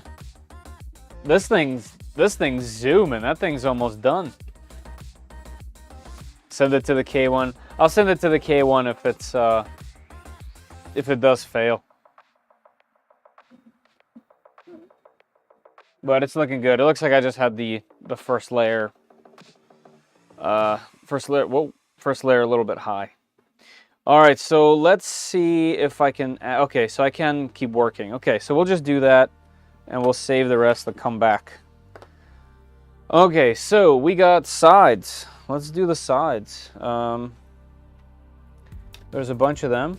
Are they labeled? They are. Of course they are, because 3D sets. Front right, rear left. That must be this guy. Front left. Okay, and just like the others, they have a little F on them. So front left, that's like this. This one is like this. Okay, and we need M3 by 10. 8 of them. Wow. 1, 2, 3, 4, 5, 6, 7, and 8. And is this just going straight into plastic? I think it is. Yep, it is. We got textured side up. Yep. Let's see if I can get my my Hodo in there. I doubt it though. Wait. Those holes on the outside, are they through holes? I don't know. I think that's for the decking or whatever it's called.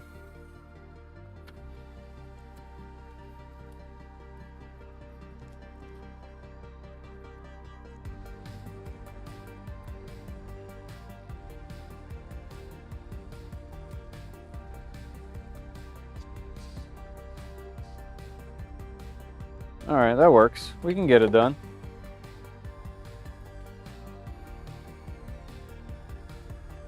Yeah, this is going to be just an absolute mass. After 3 years of printing and modding, I'm finally trying my hand at ABS with my new VO2, and I hate it. Really? Why? Kayla, what is it? How's the Nebula routing coming along? It's coming along great. I sent all of the files over to... hold on, I don't want to butcher the name. Because he's doing all of the heavy lifting, so it'd be very disrespectful for me not to say the name correctly, and I haven't memorized it yet. Destino. So Destino has the files, the actual like your root files from it, and he has his own coming as well, but mine showed up from Creality, so I sent him mine. So as soon as he gets the chance to do his thing to it, we'll have access. The CR10 is rooted. It's working fine. It's essentially waiting for just a little bit more from my end to check to make sure everything's okay before I make a video on it. But I've been using it. It's been great. Seeing some improvements in quality even, which is... the CR10 is a really impressive machine, guys. I know no one's gonna want to hear it because it's same old boring Creality bed slinger, but it's a darn good machine so far. I just can't get a tune. My first 5 to 10 layers have tons of curling. Been struggling 2 weeks with this thing, trying to get a tune. Oh, it's moving too fast. Hold on. Get a tune, and I'm beating my bald head against the wall. Man, ABS is amongst my favorite to print. Make sure you're heating the chamber like a lot. Like give it a solid 15 minutes. Like set a timer for 10 to 12, 15 minutes of the chamber getting as hot as possible. Don't open it. Don't open anything. Don't open the top. Don't open the door. Keep it as hot as humanly possible. ABS, use glue stick on the bed, and put the glue stick on the bed before heating. So put it on cold and let it get hot and dry on the build plate itself. I usually do 100 on the bed and 260 on the hot end, and ABS comes out just absolutely. Make sure the very first print is slow. You don't need to go fast on the first print. Make it like 50, 60 max. Yeah, that's usually the secret there. No fans. I don't use fans for ABS, only for bridging or overhangs. Grey Wolf went to the screen, settings manual, homed it, then set the offset, click home, then was only button. Seeing there's no way to save the manual setting. You have to type into the console, type in save_config and hit enter, and it'll reboot. And then, you know, check everything again, but that's how it'll save. Is that the pad that comes with the camera from AliExpress? Yes. I want to get it for my SE. Yes. Yeah, I have it right here, actually. Yeah, it looks like this. This will be a direct plug and play for the SE. Downloaded K1 firmware, poked around with it, all sorts of GNU licensing violations. Yeah, there is. But at least they released the files. As far as I understand, they're not breaking Clipper's GNU violations. But keep in mind, they're in China. They don't respect... There's different laws in China. So... it is what it is. I think it's wrong. But they're doing better than others. With the cheaper heaters, the thermistor is about 10 degrees higher than the actual bed. Yeah, that's true. Slow it down on anything you said. Yeah, definitely slow down the first layer should go slow.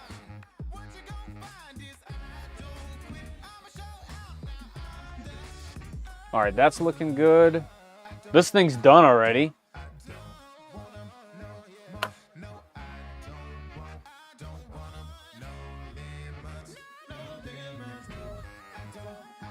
Well, ain't that something? Yeah, man, this machine's is a good one. Definitely a good one. All right, so that will be ready. Just out of curiosity,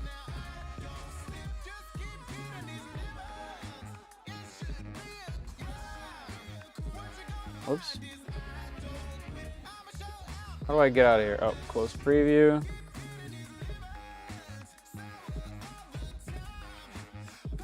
How do I get out of here?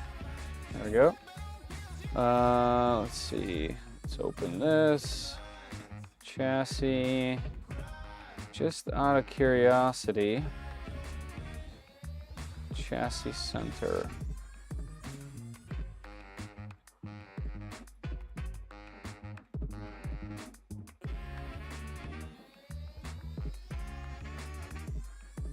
Hour 44 minutes. Okay, so the Trident's actually faster than this, and this thing prints so fast that like hurts to look at.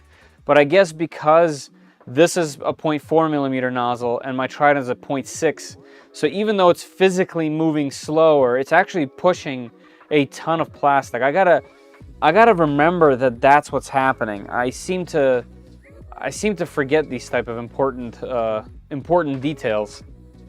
So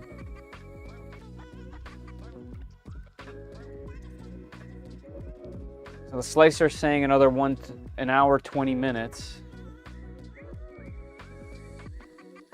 Yeah, I mean, that looks great.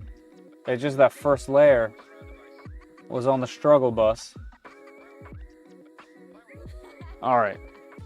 So I don't have to worry about that anymore. That should be good. Let's see.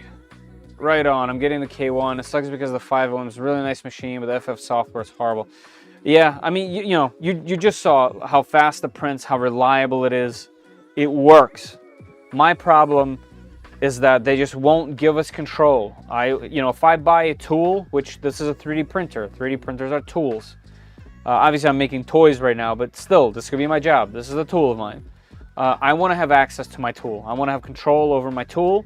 I don't want it to be theirs that I'm borrowing. I want it to be mine.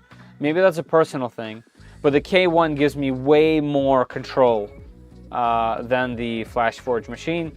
So for me personally, I would go with that. So I think you're making the right move. Plus, you can print the ABS, you can print the ASA. ASA is coming down in price. ABS is really inexpensive. You can actually make like useful things with it. You don't have to enclose it, you know. Is the Creality Sonic Pad better than the Nebula Pad? They should be technically the same. The Sonic Pad is going to be more powerful and going to be able to power multiple machines, whereas the Nebula Pad is meant to power one.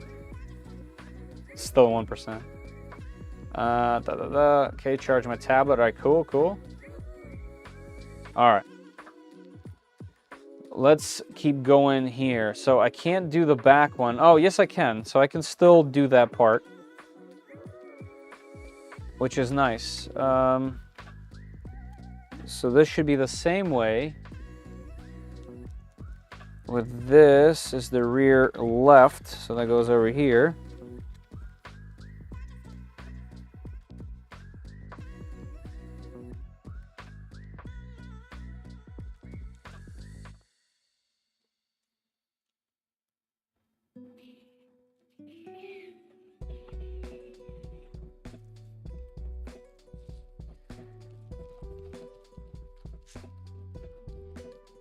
Is it worth twice the price in your opinion? What's twice the price? Oh, the Nebula Pad versus Sonic Pad? It depends on you. It depends if you think you're going to be running multiple devices. If you're not, I wouldn't get the Sonic Pad for that. I also wouldn't get the Nebula Pad, but no, for 80 bucks, 80 bucks I would, especially because the camera's good. What I would get is the what's Big Tree Text? Oh, Pad 7. That's the words I was looking for. I think I mixed up some words there. If it was between, if you were looking for a Sonic Pad, I would kind of steer you towards a Pad 7 because you don't have to deal with Creality OS, which I kind of like. Now, if you have Creality machines, then yeah, the Sonic Pad is better. It's just easier to install and manage. Yeah, it just depends if you want to run multiple Creality printers. Did I drop a piece? Oh no, it's right here. Rear right. Yeah, that's this.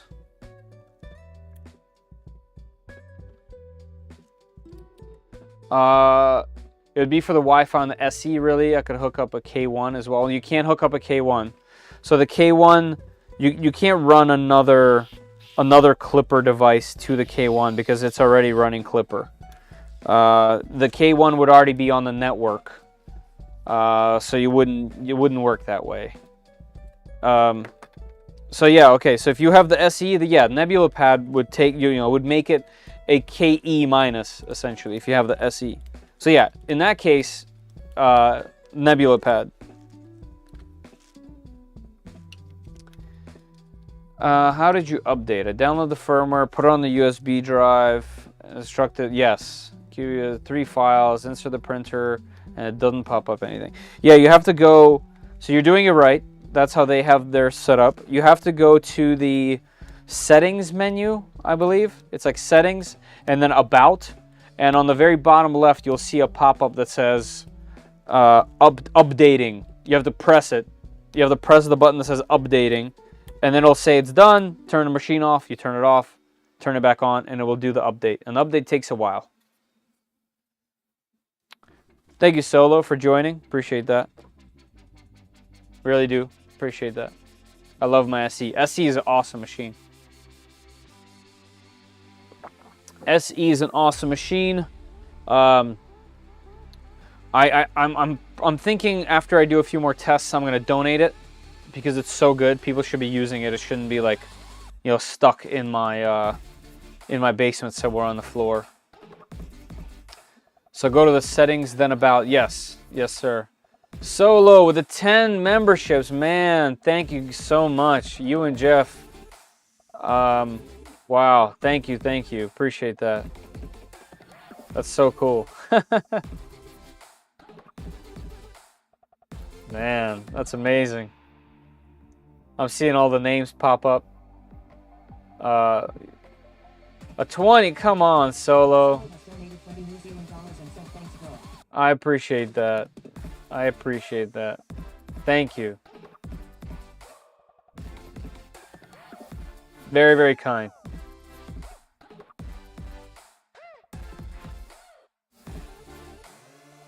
I feel like I need to like think about the type of things I need to say to the people that donate,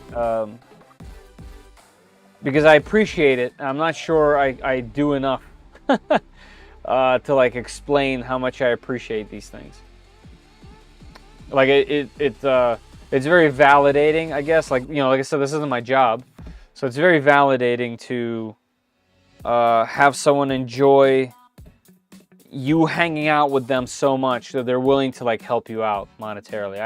That's so, you know, thank you so much. I really appreciate it. You earned it with all my questions.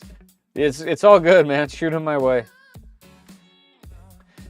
Dang, if that is what I had to do, they really need to update the instructions instead of using pictures. Yeah. The way that Shitty Tech did their update method is very odd. They tried to control it in an odd way. They should have done over the air. I'm sure they themselves agree and are going to change that at some point. But yeah, I do think it's odd that that's the way that they did it. Your streams and vids are awesome, informative, fun. You don't talk down to people. I appreciate that. Yeah, I don't like that. I don't like it a lot. I hate when people do that to me, and I definitely try really hard not to be that way. Sometimes I get arrogant too, just like everyone else. Sometimes someone will rub me the wrong way with their comment, and I will get that way. It's inevitable. I'm human. But I definitely try specifically not to. Oh yeah, this thing's looking good. It might even be too hot again. Let's actually, you know what? I'm just not gonna touch it. If it doesn't work out, I'll just print a new one and it will be fine. That happens to us all. All right, that machine's good. Oh, another thing that the FlashForge did correctly, in my opinion, is their screen goes to sleep, which isn't unique. But when it does go to sleep, they have an extremely faint FlashForge logo. And I actually really like it. Let me see if there's no chance you'll see it, probably. Let's see how far that thing's willing to zoom. Can I go this far? Oh, I think it's giving me a light like, bro, that's too far. Yeah, so that's as far. Oh, no. Oh, can I go further? Oh, no. All right, well, you won't be able to see it, but I thought that was a cool update. They also did update the fans, so the fan doesn't run. One of them still runs. It's still loud, but it's not both the crazy fans. Being new when you root a machine, what does it affect the warranty? I actually don't know exactly. I always have trouble answering that question. I'm assuming just like on a vehicle, if you go to tune the ECU, the dealership is not going to like that, right? There's ways around that when you go to take it to the dealership. So I'm sure they want to control their firmware. Now, with that said, on the K1, for example, on the Creality machines, they're rooted. Their firmware gives you root access. They give you an entire thing to read when you hit accept, when you get the password. So it might be a good idea to maybe flip through that. I don't know how they're going to warranty this type of stuff. Because you're not actually... Well, I guess you could install whatever you want when it's rooted. But you're just... you know, camp isn't... It just spends less time doing stuff. So, I don't know. Honestly, to be honest, I don't really know. I don't know how they tackle the warranty. I think it's going to be a per manufacturer type of situation. There's only one YouTuber I can think of that streams a lot, and the way he talks to subscribers is awful. It's cringe for sure. Oh no. I don't like that. Anyone see Derek Darrell's K1? Yes. Yes, that's his name. I don't know his name, but I know exactly what you're talking about. That all-wheel drive upgrade's nuts. He does a bunch of stuff. So there's a couple guys there that are like the main dudes on that Discord, and one of them is the guy helping me do all the root stuff for the Creality machines. I got more answers from you in the past few days that have gone in weeks of searching for answers. So I appreciate your style of videos and streams. Nice, that's good to know. Look at me being useful to some degree. Does his name... No, don't do that. Don't do that. Don't answer him, it's a trap. If it wasn't for Fedor, I would not be 3D printing. Yeah, you would. Come on. Come on now. You know, I gotta change the camera so I don't start blushing. Side truss. Wow.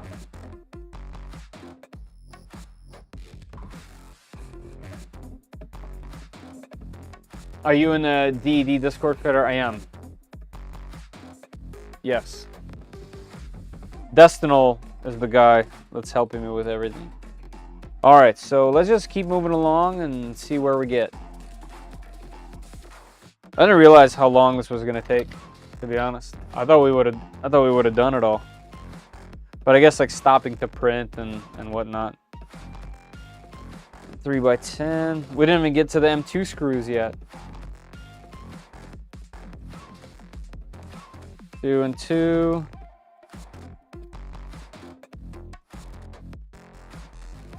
Oh right, so first so first we bolted up, then we put the slide the trusses in there.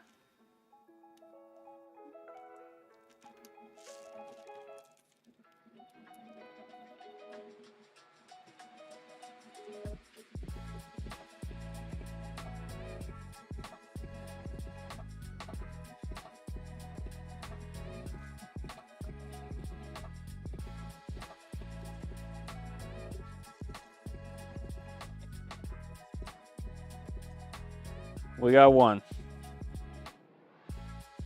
Ah.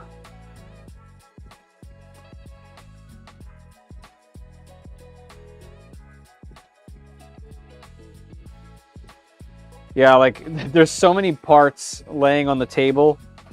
It's unfortunately going to be pretty much impossible for me to finish it tonight, I think. I'm actually kind of bummed, to be honest with you.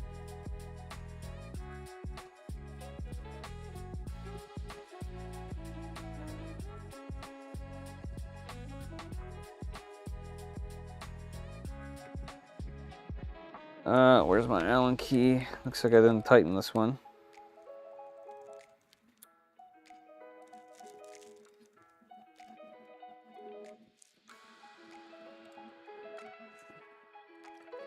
All right, here's what we're looking like. Okay, so there's two sizes of these. That's the long one. I need the short one.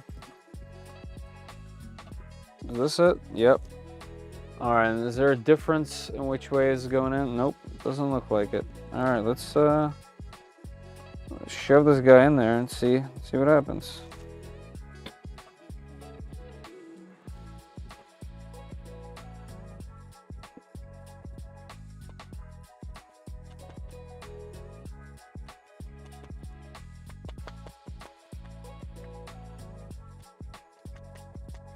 Wow.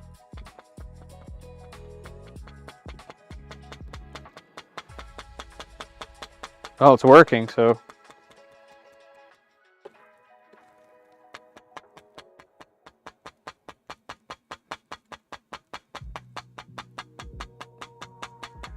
Can't knock it if it's working, right?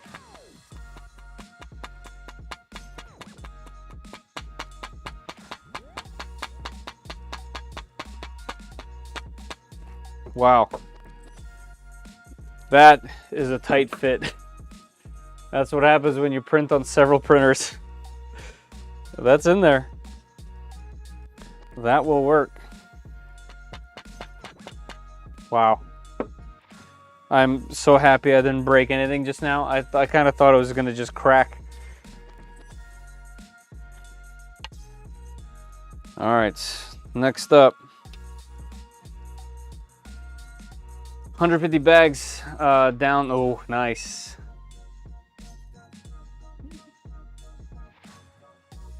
Somewhat 2 toys. Wow. That's awesome, man. That's so cool. It's going to feel good dropping that off, man. If I felt good with mine, I had 20 plus a whole bunch of board games. My board games. Not like randos, like mine. So if I felt good dropping off, that's gonna be epic. I will search for the K1 all-wheel drive. My interest is peaked. Yeah, I mean it's that guy has done a lot for the K1, and its aftermarket. It's pretty cool. No comment. Do I even want to know what that's referring to? I'm DXGP in there just like your Discord. Okay, I did the Roman infantry helmet. Oh no, nice, nice, nice. Oh cool, Lauren. It's like I said before, man. It's so hard to catch everyone's names and then memorize them because everyone has like 3 different names, essentially. You know what I mean? So like until I repeat it over and over again, you know, I sincerely apologize for not connecting the dots. Yeah, this trailer is going to be just incredible. I'm so excited. The fact that it has suspension and actual tires, and the tires are going to match the truck. I'm very, very excited to get this thing going. Mike, thanks, man.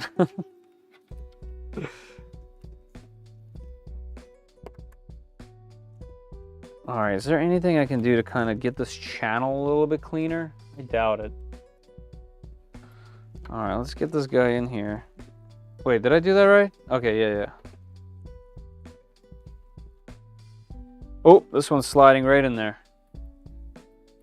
All right, yeah, this one's just going. Okay, I'm gonna have to just... The angles... Ah, I spoke too soon. Dang it.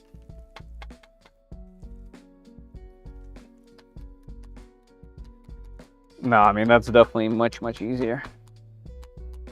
There we go. All right, look at the size of this. How's the width? I mean, it looks like it's gonna fit, which is insane. I can't believe this is half. That is just an absolute monster. What tires did you get? Matching tires to this guy.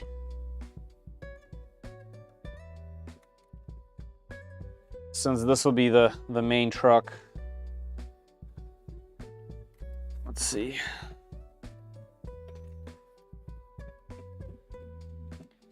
And I have a rear bumper for it. All right, it's gonna be tough to get in there. Yeah, I mean, this is just... The size is kind of crazy, to be honest.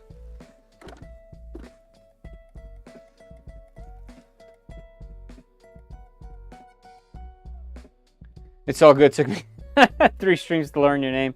I'm surprised you learned it. It's on my list now. Nice. Yeah, there's a lot of people that I've known for many, many moons, and they still call me Fedor. My favorite's Feeder. I just can't believe people still call me Feeder. When I get Feeder, I'm like the bird Feeder, like bird. It's just insane to me. But you know, it is a funky name, so I can't hate. Look at all this fun stuff that we're doing over here. All right, let's gather some bits. We got these little guys, little corner hooges. The fronts, I'm guessing this is the front. Does it say? These are not labeled. I'm guessing these are the fronts. Yeah, they like slip into here. Okay. Got these. And then there's a truss. Front truss. I got a long one and a short one. Alright, looks like I might be missing more pieces than I thought. Okay, it's because, I know why, I'll just print one right now, but it's because they weren't labeled how many I needed. Let's see which one I have, and then we'll start another print. So that goes like that, that's kind of neat. The fitment here, so there's like a slit right there, you can see. And this just kind of keys in there like that. That's so cool. That's gonna lock everything completely in. And then we have which truss? It's not that one. It's this guy. Yep, that's gonna lock the front in. That's pretty incredible. All right, so I need one of these. Oops. So this is a rear bumper for, is that for this truck? No, this is the rear bumper for this trailer, okay? This is the rear bumper for this truck because it needs to have a hitch on it. Yeah, so that means I didn't print it because I printed one. Okay, no problem. We will, let's get that open and going again. Where are my files at? Maybe I should just keep this 3DSets files open, huh? All right, so this would be in, details, maybe? No. Chassis? No. Truss. Okay, yeah. Side truss center. Side truss center. That's the one that I need to print. Because there was one. I printed that one, and I printed front truss center. Okay, so I need this piece. This needs to be laid flat.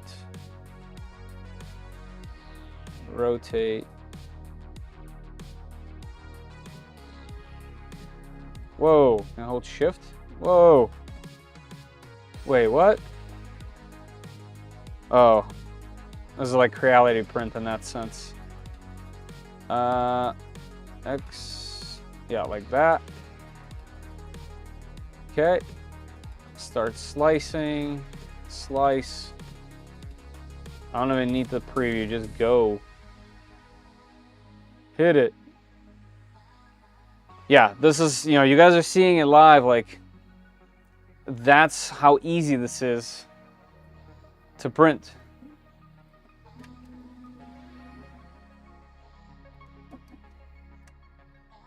Also, it has very nice previews on the screen as well. I just, like I said, I just wish that they opened up the firmware and then it would be like a perfect, near perfect machine.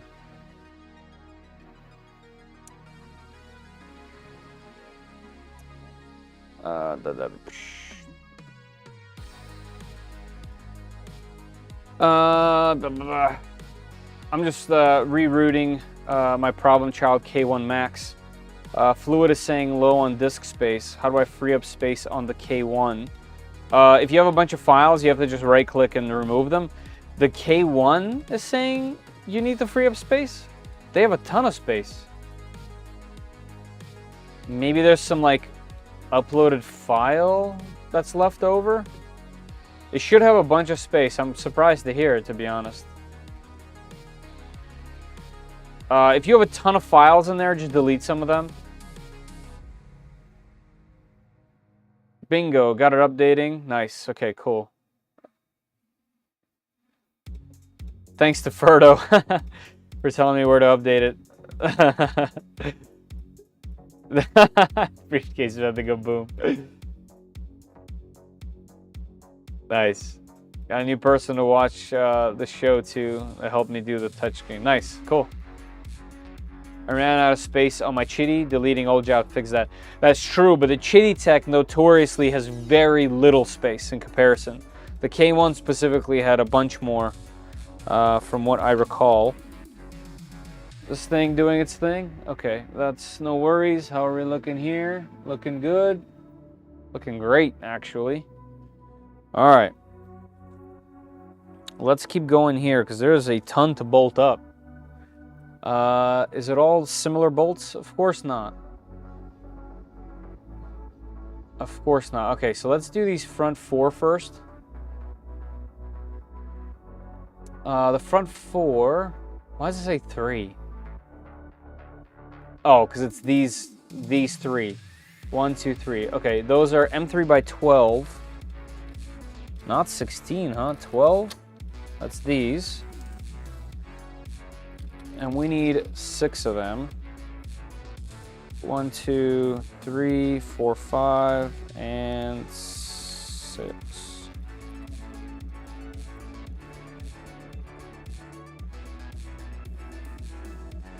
I'm loving my K1 so far. Also had to unlock it. I'm running full clipper. Thanks again for the tutorial. Yeah, absolutely. Hopefully I have a bunch more of those for all the other Creality products. And you know what? You know, we're gonna push them to open sourcing their stuff. They should have done it with the Nebula pad, and they should have done it with the CR10 SE. And hopefully I can be a part of that push. You know, like I obviously respect them. Hopefully they respect me for it. They might not agree with what I'm doing.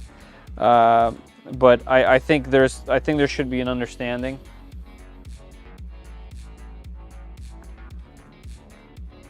I just know that a lot of people work really, really hard to make sure Clipper is free, and if you're going to use it, follow its rules. You know, it's pretty simple.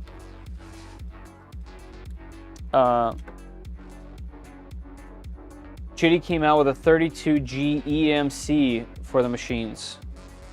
They did?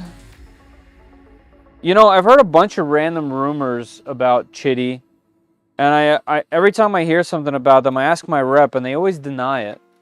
I don't know if they like don't want me to spread news or something like that. Like maybe there's like a lack of trust or something. But like there's been a bunch of people saying that they're working on an AMS, but they've denied it to me many times. Every time I've asked, pretty much. It's not that I don't believe anybody. I'm just thinking that they see me as just an influencer, and they don't want to give me that information.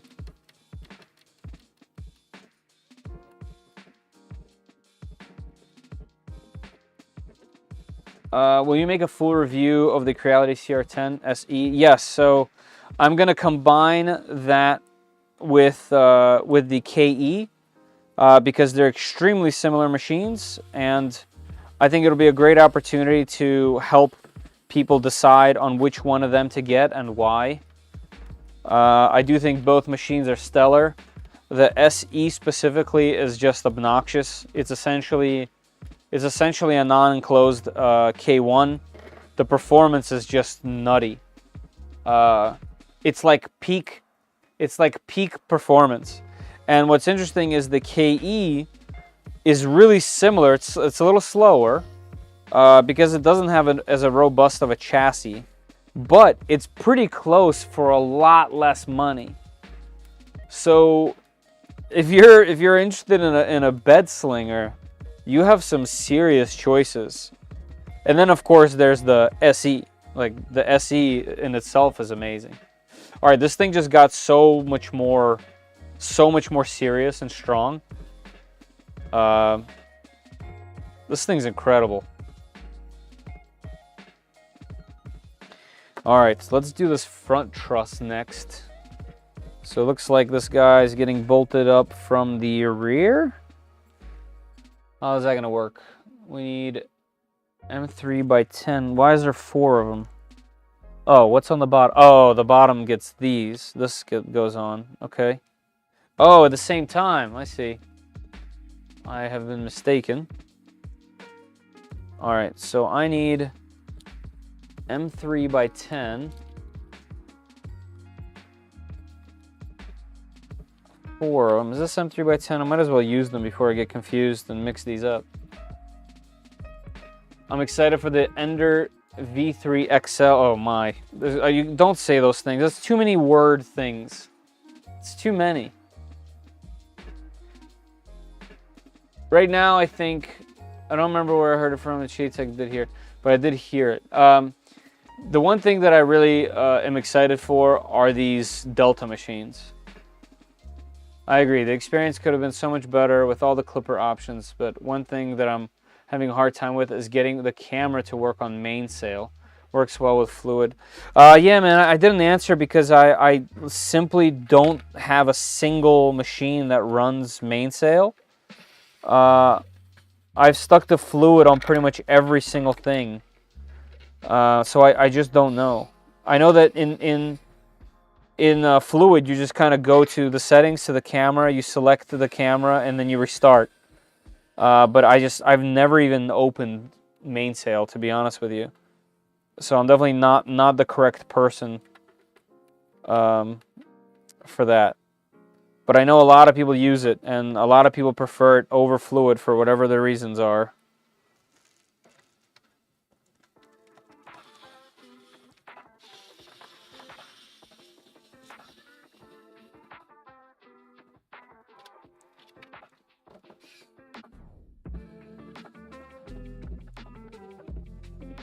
Andre, if you reach out to the mainsail team on Discord, they'll help me with numerous times. Yeah, that's actually great advice. They definitely do.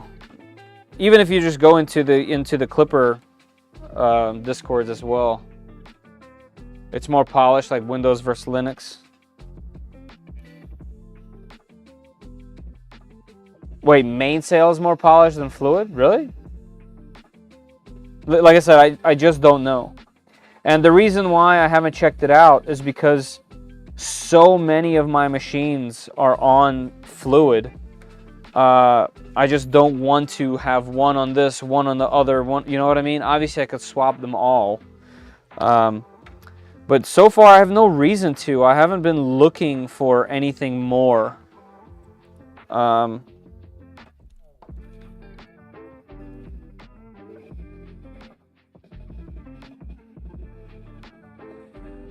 I have a K1 Max and use mainsail. Camera seems to work fine for me. Slow frame rate, but it works. Slow frame rate, that's also weird because it's probably one of the best cameras that I've seen on a 3D printer in terms of frame rate. If there are any insights on that, the first time I heard it was today when I saw on a Facebook, someone was arguing on Facebook or something. And then someone posted in my Discord that they were a little upset that Creality, instead of fixing some of the problems, were moving on to the K1C. So today was the first time I heard people talking about it. Yeah, I don't know anything. I have no idea.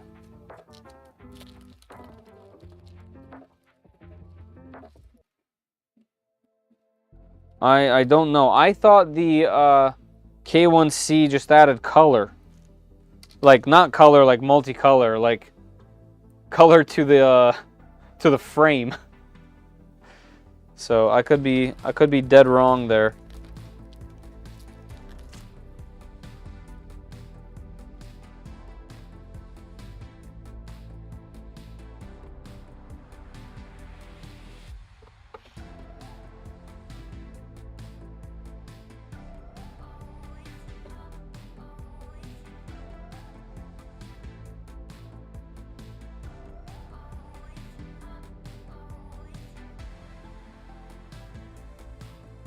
This thing is, I'm so impressed with the power of this tool. Like, that is going deep into plastic. And it just turns and turns. Kind of incredible. I mean, that's 16 millimeters just into plastic. And it's just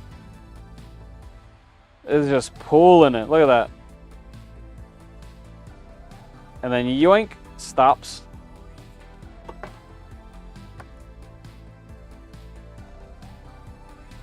Only get about 10 FPS on the K1 camera.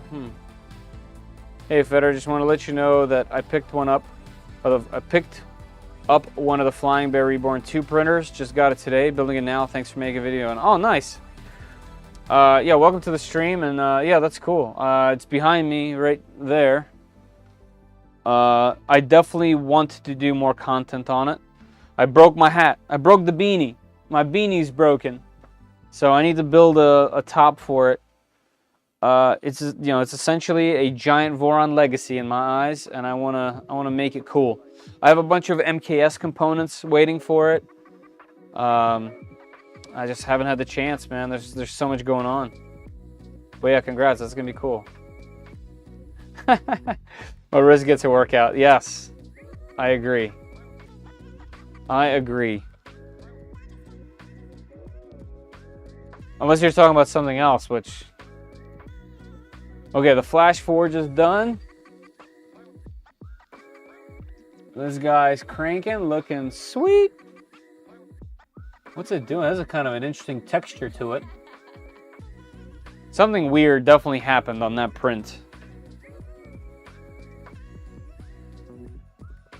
Dang it, I don't need any new tools. Brian, how you doing, man? Could always use some new tools. All right, so I think that's everything on the front here, except for the box. I'm assuming that's either next or nope. Oof.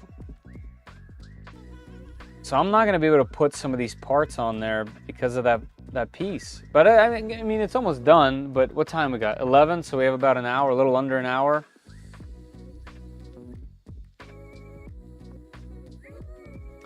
I got my Reborn 2 as well today. Nice. After looking at the size of the box, I'm going to start the project tomorrow.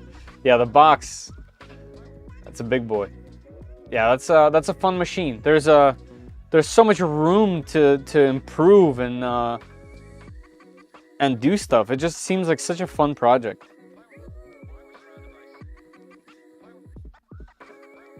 And yeah, it's definitely a big boy.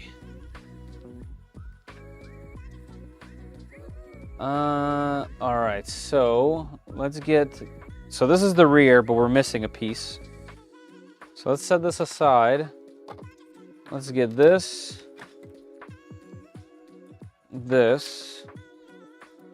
and these two.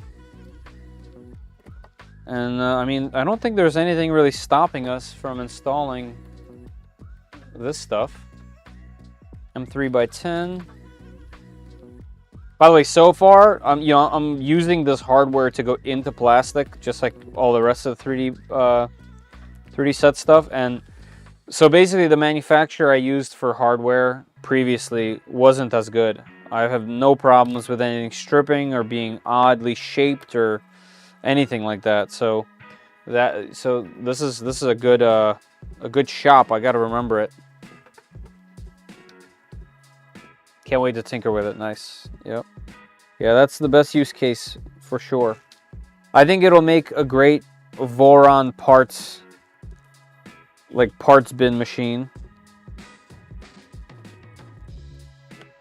Stealth Burner is going to be such an improvement on it with CAN bus. Make sure you do CAN bus or something similar, like a USB bus, like I did on my Trident. It would make the head so much lighter. Highly suggest it. Hey Anthony, how you doing? It's going great. I missed a bunch of printed parts. Luckily, I'm surrounded by 3D printers. So we got 2 machines on the job. My Voron Trident had some weird issue. But it looks like the print is going to finish and I will be able to use that print. I'm not sure why. It has some kind of wavy texture on it. I'm guessing, at the moment, I'm guessing partial clog maybe? Because the first layer was not very good. And what's sad is that thing was printing perfectly just like a day ago. That's the sad part. All right, let's get this in there now that this rail is on. Hoping this isn't as hard to put on as the other one was. Okay, good. You know what? Let me make it easier on myself and use a deburring tool. Just a little bit.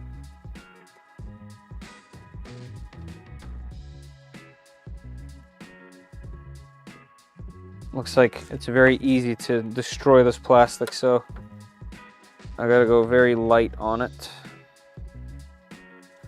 Is that easier? Yeah. Looks like I'm still gonna have to hammer this bad boy in there though.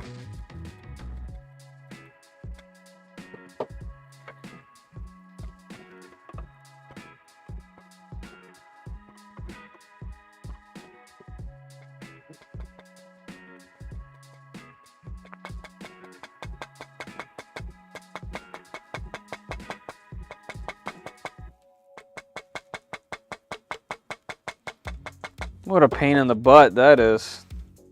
I don't like that at all.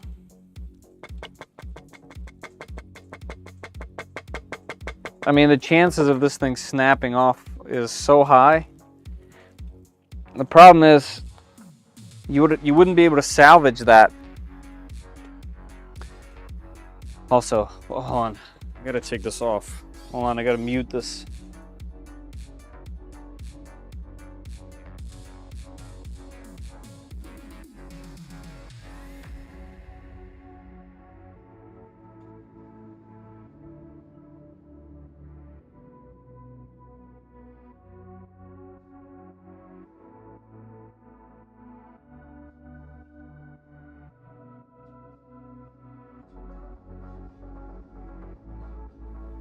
All right, got a little warm.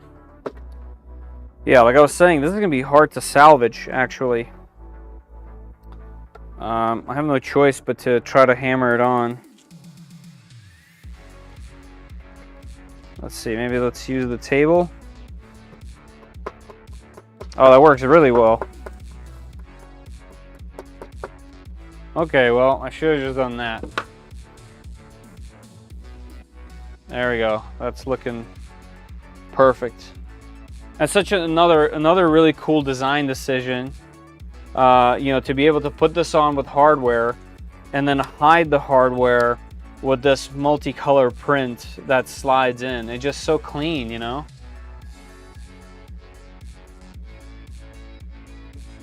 Working on an Orca Slicer profile, trying to get through a threaded oil filter from a Subaru BRZ. Nice. That's cool. I want that. Can you hook a brother up, Anthony, if you're in our Discord? If you could share that when you're done, that would be awesome. I'd love it. You need a set of miniature files? No, I don't. Oh, I forgot to edit that short from today. There's this tabletop game called Expeditions by Stonemeyer Games. I printed an insert for it, and it has some mech miniatures in it, but I printed an insert for it, and I did a little short, but I haven't posted it, haven't edited it.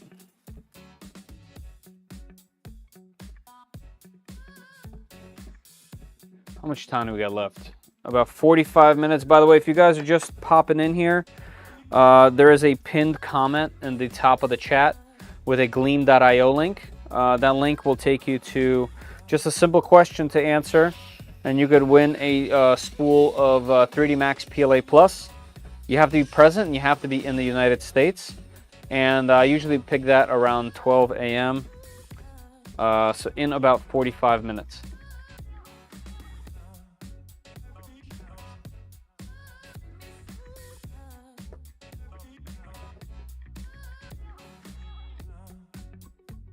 All right.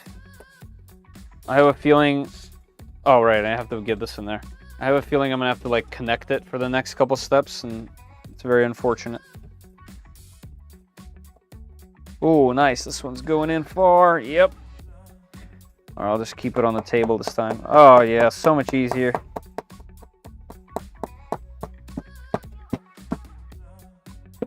Booyah. Love it. Love that little touch. It's very nice. And the wood decking is gonna look just primo on there. Let's check the printers. Pop that print off.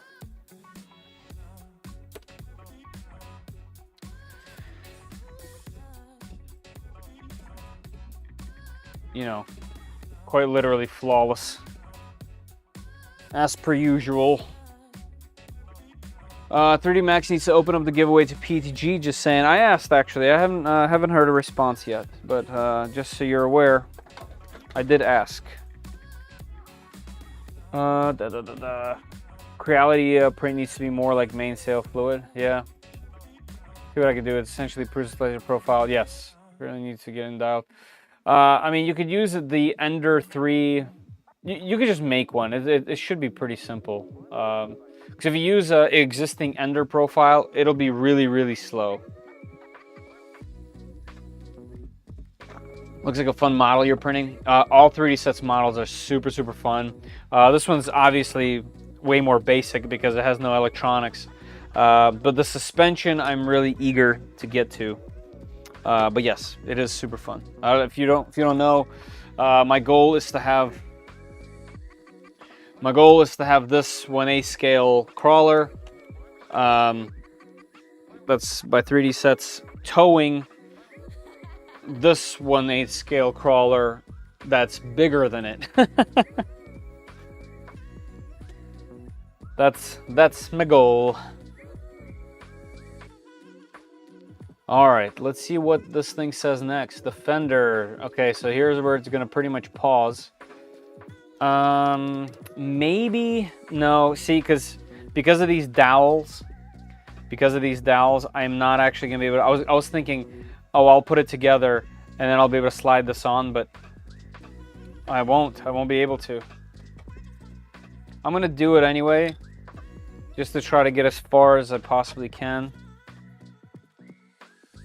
So M3x6 and M3x8. Wow, that is really specific. And then what's the other one? Is there more? M3x10. All right, so we'll do M3x10 first, and there's 4 of them.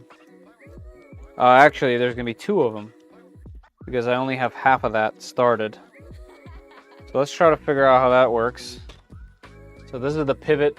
Can you guys see that? This is the pivot for the suspension. So the fender, which one is which is the question. This is this one because the grooves all line up. Ain't that something? I think we need a new camera view since this project is getting larger.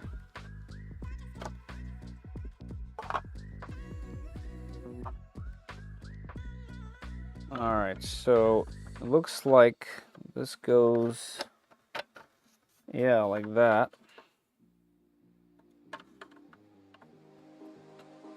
Yep, okay, all that lines up. Ow.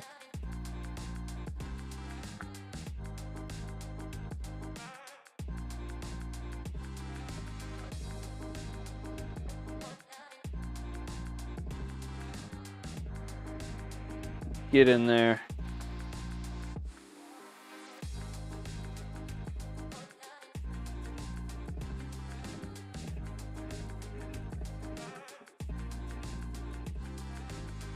Love it.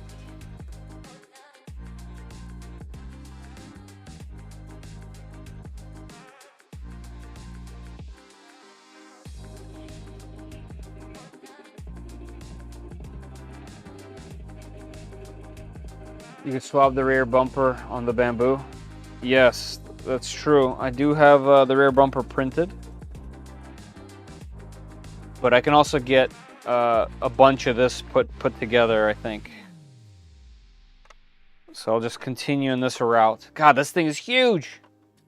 All right, and this thing that we printed technically could be attached as well. All right, so let's see what else we need for this. So we got that. Front. This is the front. Let's face it the same direction. So we got green, which is, oh, there's only one M3x6. So let me do that first. M3x6, and it's the one that's on the diagonal. Well, it's just two, but I'm not doing that rear part yet. Whoa, easy, easy. All right, so that's this diagonal piece.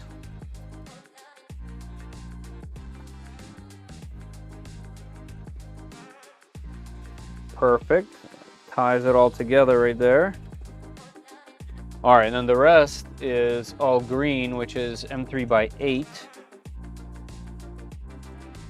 M3x8 is right here, and we need 1, 2, 3, 4.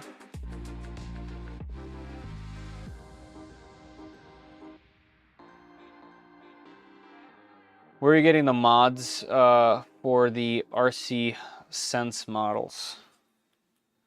Thingiverse has a bunch. Printables has some. I also modded the Landy 4x4 myself, so I have some of that myself. But all my mods are posted to Thingiverse at least.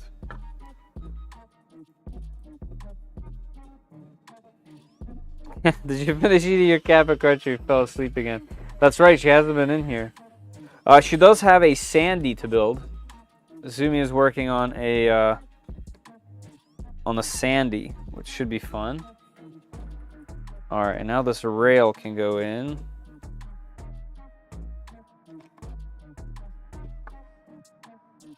Actually, are you sure this is M3x8? That seems a little big. I guess this is gonna make this very rigid.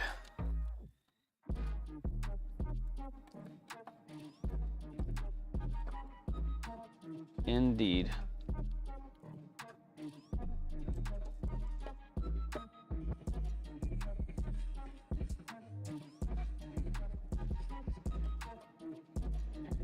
So nice. That is looking good so far.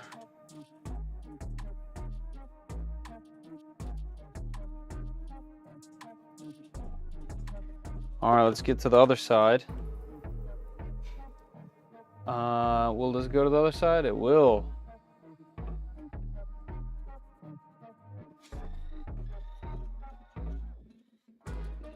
Like they got their logo in there.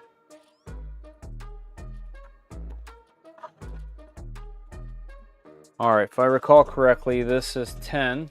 I'll double check. Like a rock. Yeah, M3x10.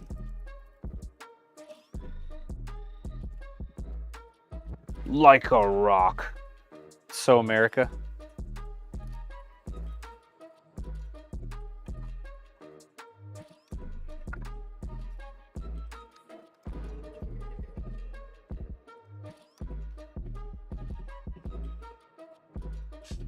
How long until that big piece you're printing is done?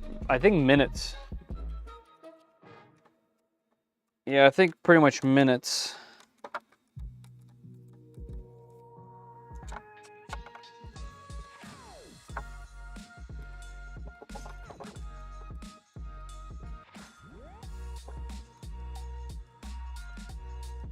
I mean, you know, like I'm cool with staying up a little bit past 12, but the chances of completion here are very slim, considering there's suspension components.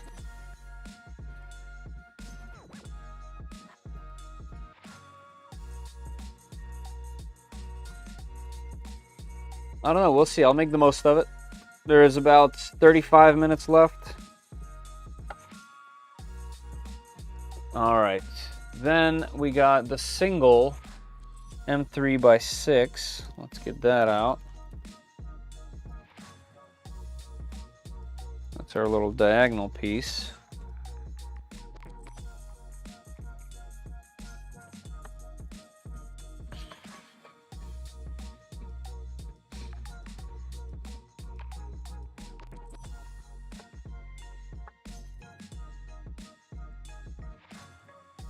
All right, and then the rest is M3x8, and I need 1, 2, 3, 4.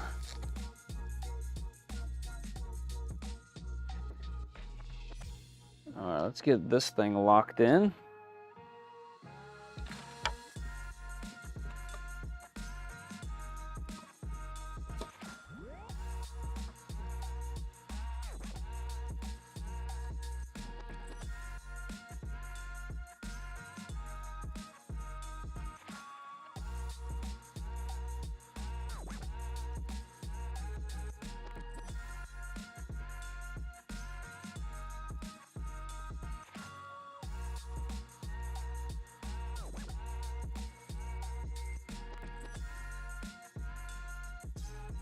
Trying to hurry.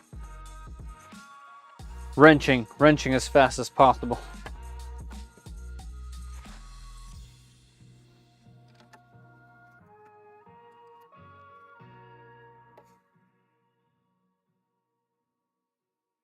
You know, I was like slightly kind of concerned in the very beginning because the frame that you put together with all the pieces was like kind of wobbly in some sense. But if you keep like bracing this thing more and more, this is, I mean, you're gonna be able to hit somebody with this thing. Wow, the size, as always, is mind-boggling. 3x8s, right? I'm gonna lock this in a little bit further. I know the other side's not in yet, but. Does it have leaf spring? No, it has actual coil springs, and there's 4 of them, and they're independent. So it's quite advanced. There's single swing arm, but every wheel has its own set. So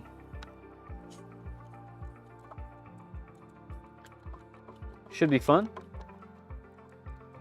You know, it's meant to be an off-road trailer. And it looks like when they designed it, it's meant for like trailing, like as in like it'll suspend in one way with load. So it should actually work really well. Not so much in reverse, but that doesn't quite matter.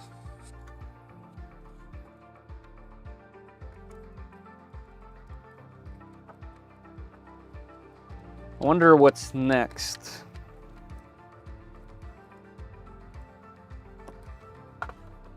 Just want to see what the decking looks like on it, you know. Rear. Really should have washed this glue. Totally forgot. Front right. This way. Oh my gosh, that's gonna be amazing. Front left. Yeah, that's gorgeous. Center front.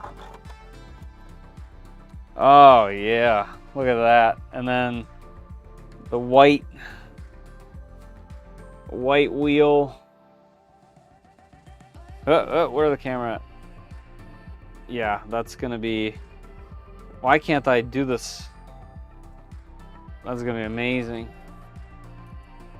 What is going on here? I see more. Oh, dude, thank you so much, man. You guys are being so kind this stream. You know, thank you so much. Very kind of you. I appreciate it. Thank you. Hopefully, everyone's very appreciative of you guys. That's nice. Fancy shocks, yes. Doing anything for Thanksgiving? Just, you know, family stuff. I'm gonna get stuffed myself. Looking forward to it. As I typically expand for the winter. It starts at Halloween and continues through the seasons.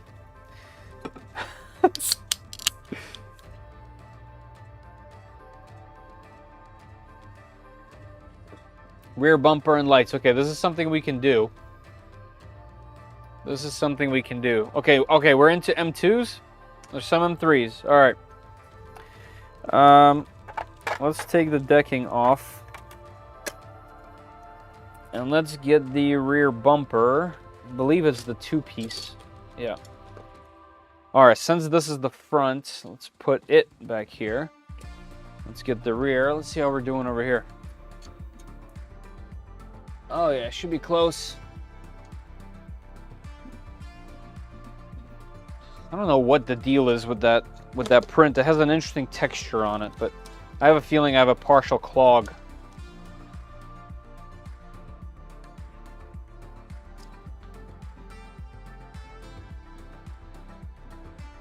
I don't know. Something I'll have to look into later. All right, so the bumper, the lights are up here. License plate.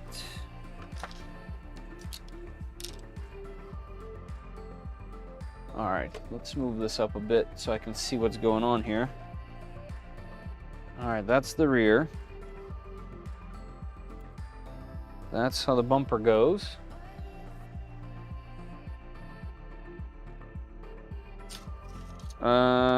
Okay, I was gonna say that doesn't look how I have it. Why are we putting screws into there? What is this? What is this?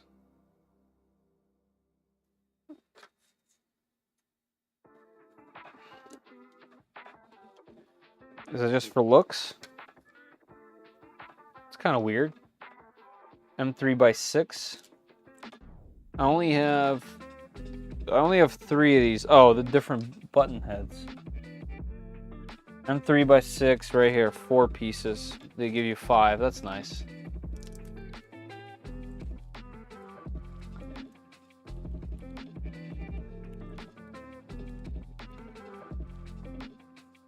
Oh, nice. The on-one Creality giveaway. That's cool.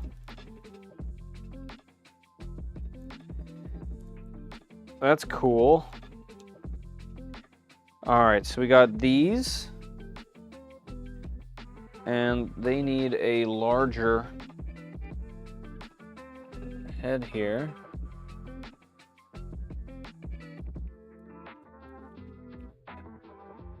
I still don't quite understand what we're putting that in there for. Maybe for rigidity? I don't know. How much time we got? 33, okay.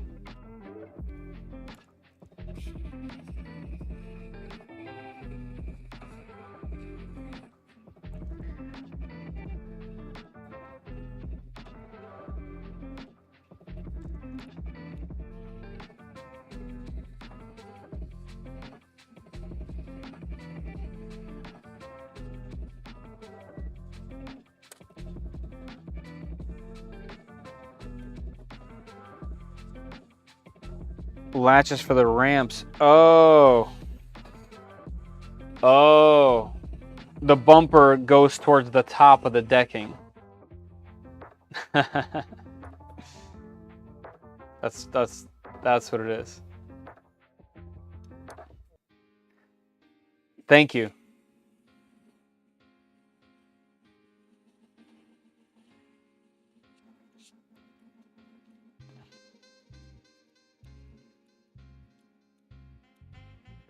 All right. We got that in there. Swap back out. So M2s hold the lights, huh?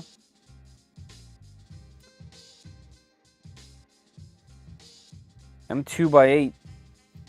Let's find the M2x8s right here. Let's get 2 of them.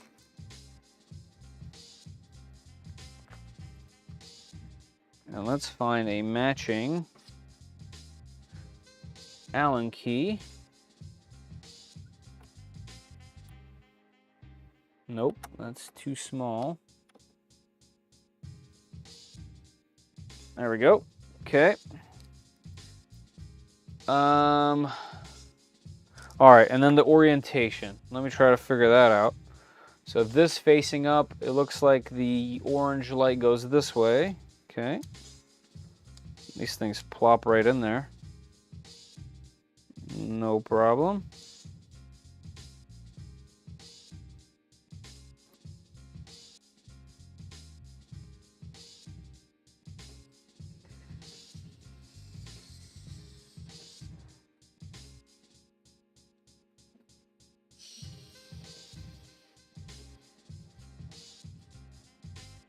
Perfect. Man, that's so flush. Very well done. Okay. So if that looks like that, this will look like this.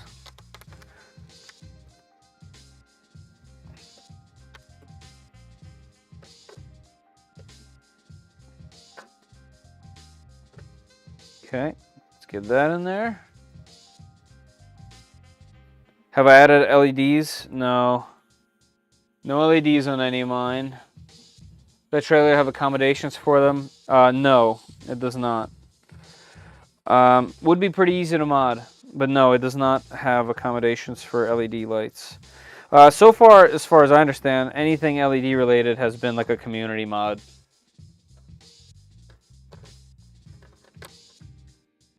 Looks good. This is a good looking little piece. All right, so what holds it together? Oh, nothing. It just goes in there. Wow, that's a lot. That's a lot. Holy. So the edges are M316. We'll do those last. And 4 M3 by 12. How long have you been a creator? I guess 5 years. Well, yeah, about 5 years. And then I started doing YouTube stuff about 2 years. I guess it's been 2 years already. That's just kind of nuts. I mean, I've been making stuff for 3D printed whatever, as you know, for a while. For as soon as I got into 3D printing, I started getting involved in trying to make them better. But as far as YouTube is concerned, yeah, as far as YouTube is concerned, I think 2 years the channel's been up.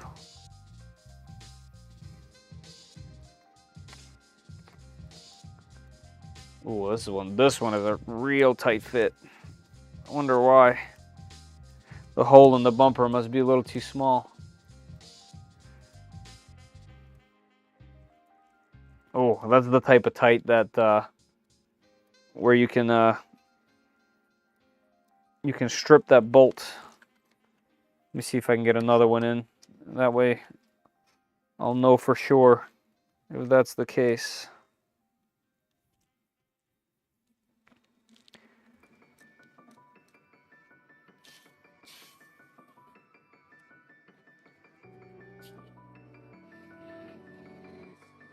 Oh yeah, okay, that's the case. They are just tight. Let me see if I can use this. Nope, does not like that. It's time for the big boy. This thing would just destroy this entire build. Oh, I'm worried. Oh! Woo! OMG. This is how you strip everything on here. Oh! Yep, that's how you strip everything. That thing is too powerful. That is too freaking powerful.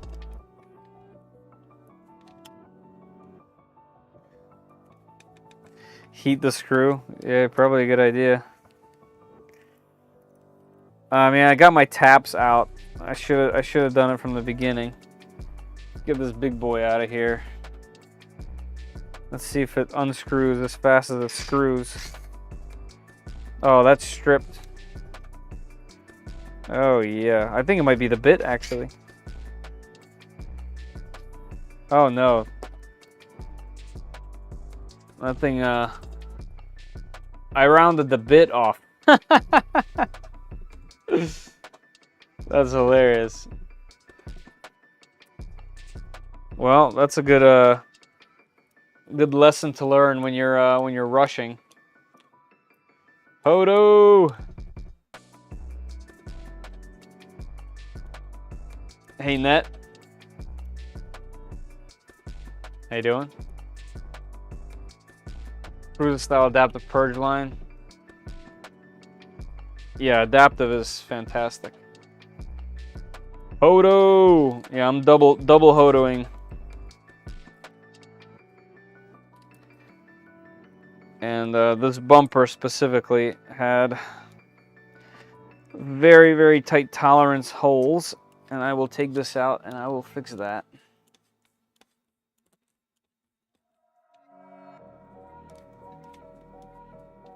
What we got going on over here? All right, we're on the top layer now.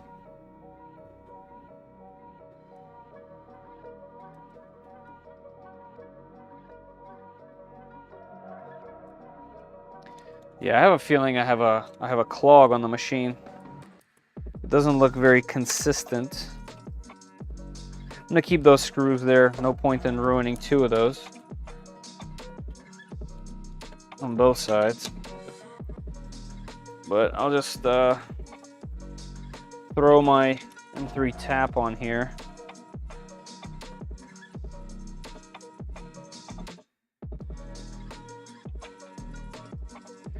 You know what's funny is I literally own taps for these projects.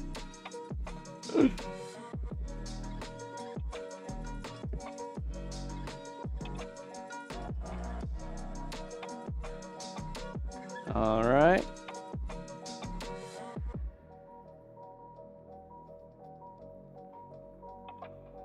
Also, I just realized that the license plate gets held in from the back.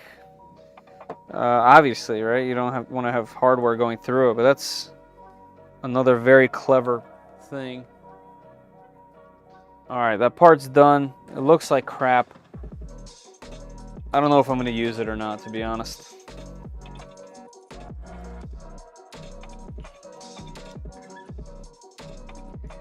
And that's kind of disappointing.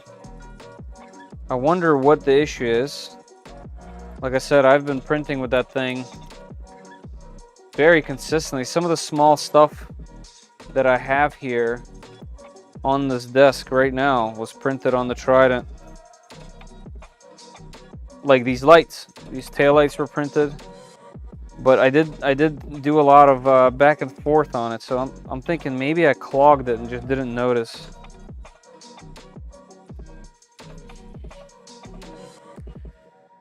Well, that's a little easier, ain't it? Still hard. Still getting stuck. Let's see.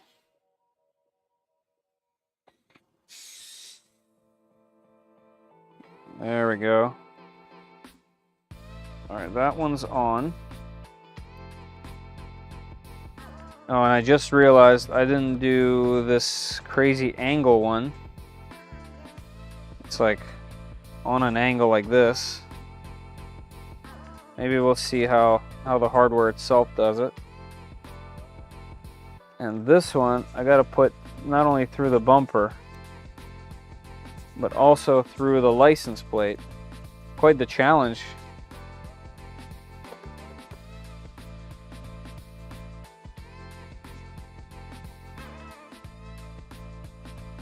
Smash the like button. I agree. Please do. Please do. By the way, everybody, you have about 15 minutes to jump into that link on top of the chat, where if you're in the United States and you plan to be present for the next 15 minutes, you could win a spool of PLA Plus from 3D Max. All you have to do is follow that gleam.io link, and well, you'll have a chance to win.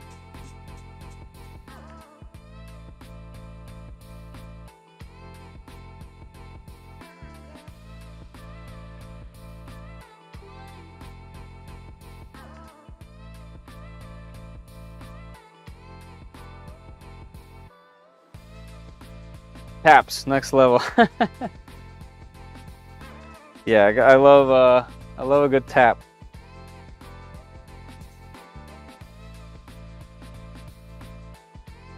That one is gonna be stripped.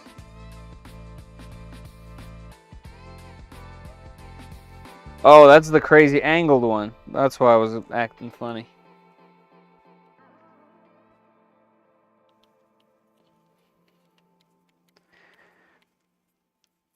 All right, that's through.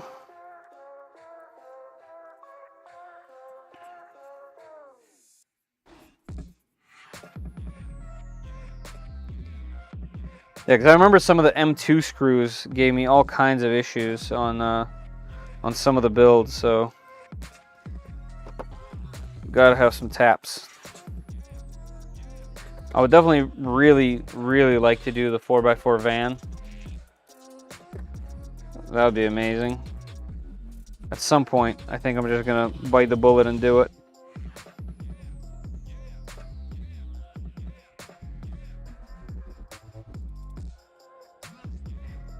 All right, that went in perfect. Let's see how this does.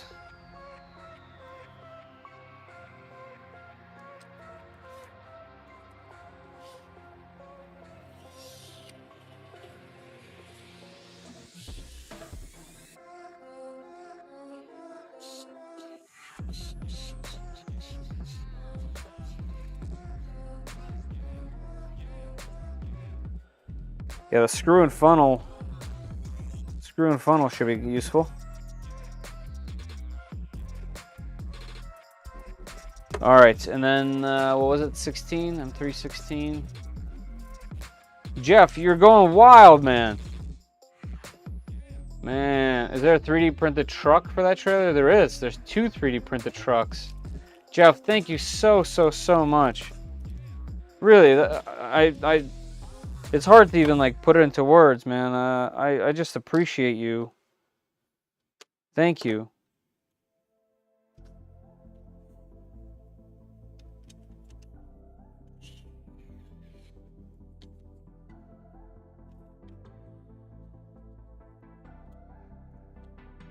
Kind of blown away. You guys are very generous today. Lunchbox, yes.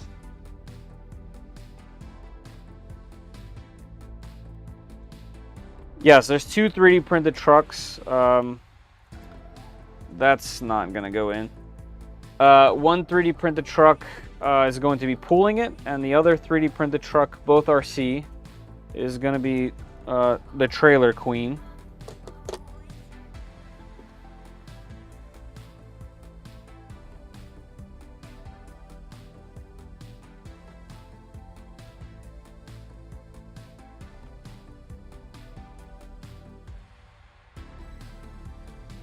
Is there a good 3D printed RC basher?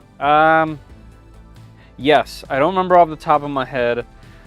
So you want to avoid anything that has like a larger body on it because they'll just get destroyed. A lot of 3D printed parts in the steering are weak. But there's this one that I saw where the body's really small and the wheels are almost the same size and it can almost like flip. That seems like it would be actually something that you could, generally speaking, bash without destroying it.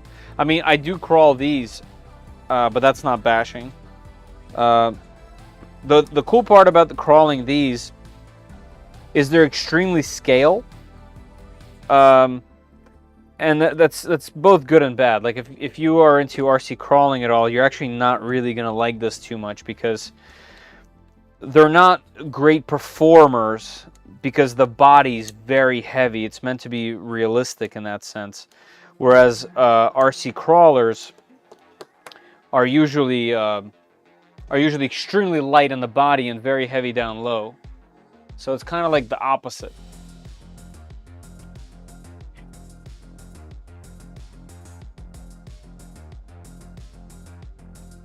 All right, so it looks like, yeah, maybe we were a little bit too far away from the bed, but it has this little wavy pattern on it that I don't really like. See that? Like it has a texture on the edge. Otherwise, I think this will work just fine. Yeah, it doesn't feel weak. Yep, nice and straight. Yeah, no issues outside of the slight little texture on there. I wonder what happened. Either way, that's cool. Realistic. The stream is just full of love. I agree. It's so good. It's so good. Rebound 4x4. Is that what it's called?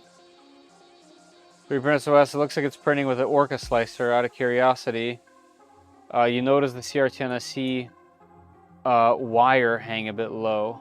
What wire? What wire? Looks like it's printing with the Orca. Oh, okay. Out of curiosity, you notice the CR10SC wire? No. I mean, I have it right in front of me. This, it's literally right here.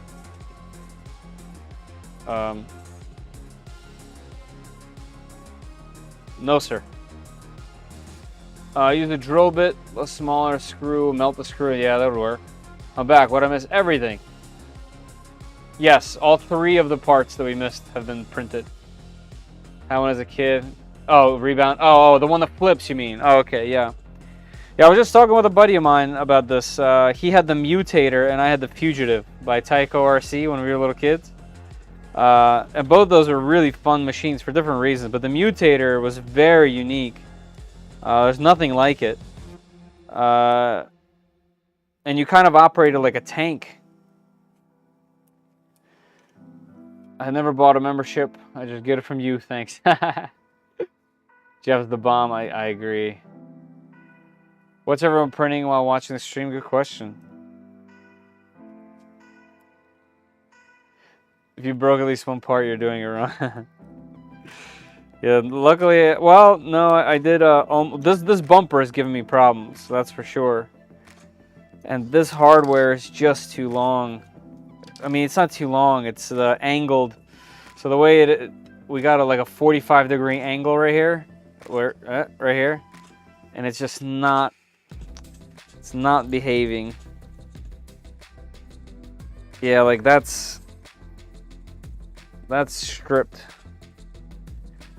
All right, let's get this guy out, see if I can remove him out of here.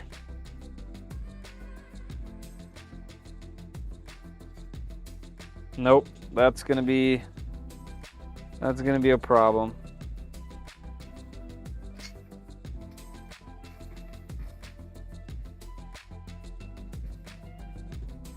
All right, we got this one out.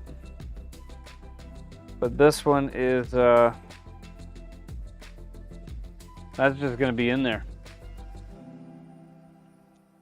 Sometimes I could put a different bit in and get a little bit more bite. Here we go.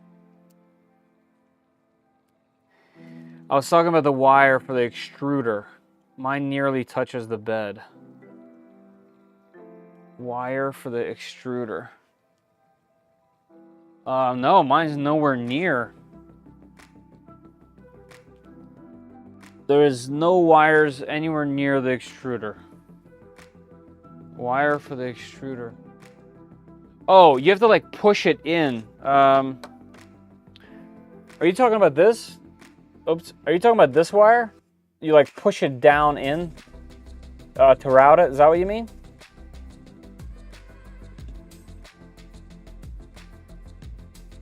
I finished the lunchbox. Started printing a light bar for my old printer. The dark corner needs some love. Nice. Most of the prints are repairs from our big bashers. It's unbelievable how strong 3D prints can be. Nice. Yeah, it's true. They can be. Use a Torx bit. Yeah, that's what I usually do.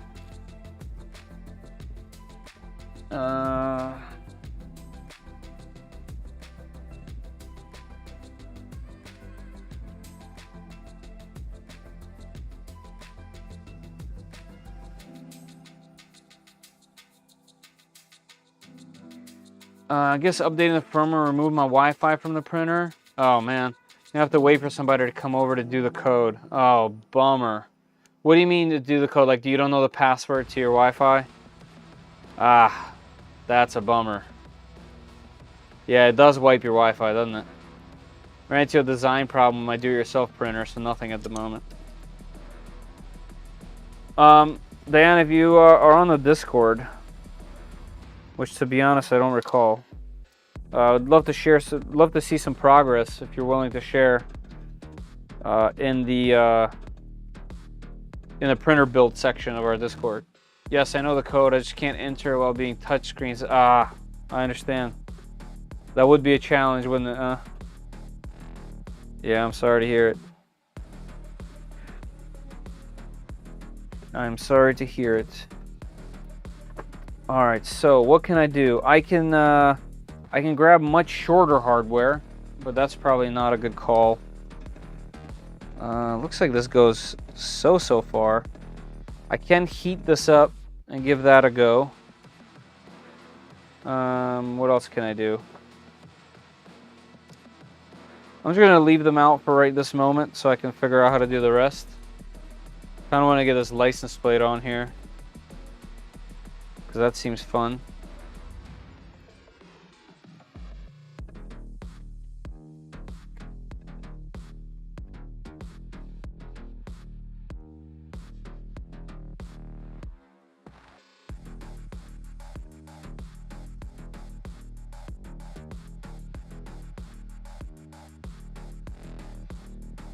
Okay. Look at that. We got a rear bumper with some lights and a license plate. Guys, we have just about, what, 3 minutes left in the giveaway. For those that are interested in winning a spool of PLA from 3D Max, jump into the link that's in the top of the chat. Answer the question and you will be entered.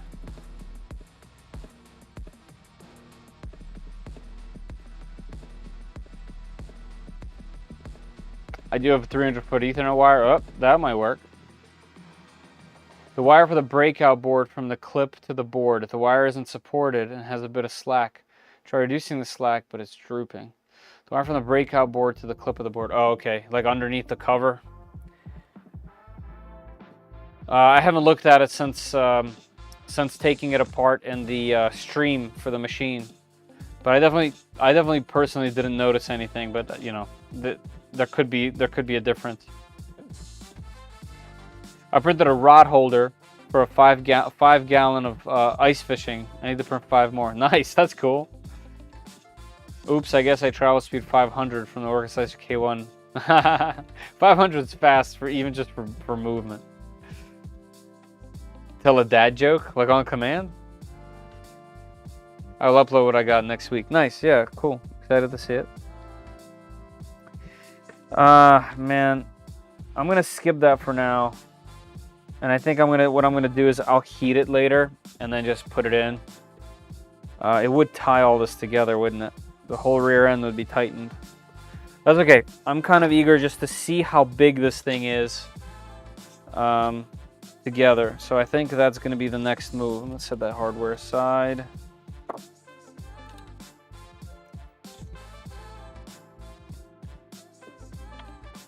All right, let's see.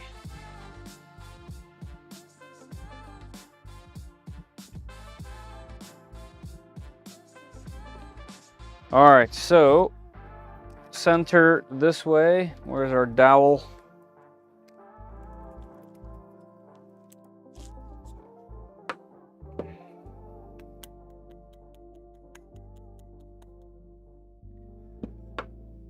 Maybe I'm wording it wrong. The clip you install on the X on the left vertical extrusion. The cable just hangs low between the vertical extrusion and the extruder assembly. Shrug. Oh, like over here.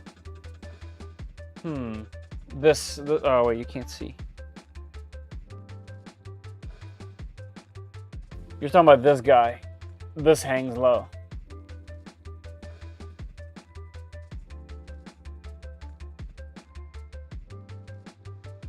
Yeah, I mean, I see what you mean. Like, there could have been a little piece that pops up.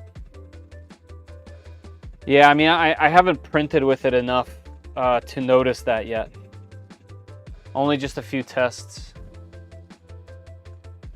Core XY, nice. That's cool. It's 12 already? Oh, it is. All right, let me finish assembling this together and we'll do the giveaway. You guys know how I do. let's just, I just want to put this together a little bit more.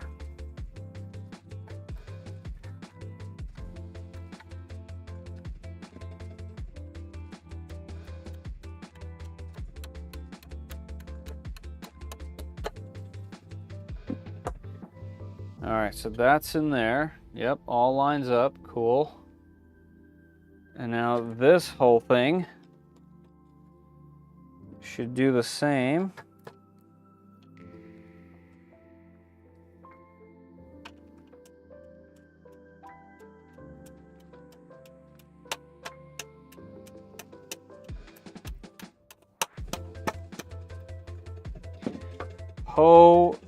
Holy crap.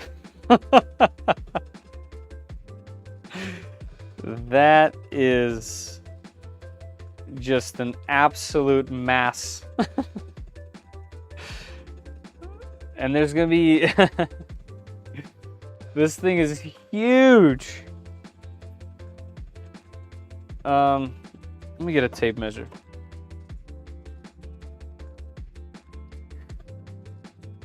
The platform is 19 inches. The whole thing is about 25 inches. So, do I even have table space? Hold on, I want to see something. Let's go. I can't go wider on this, I don't think. Yeah, I'm not gonna be able to go wider on that. So this will be here.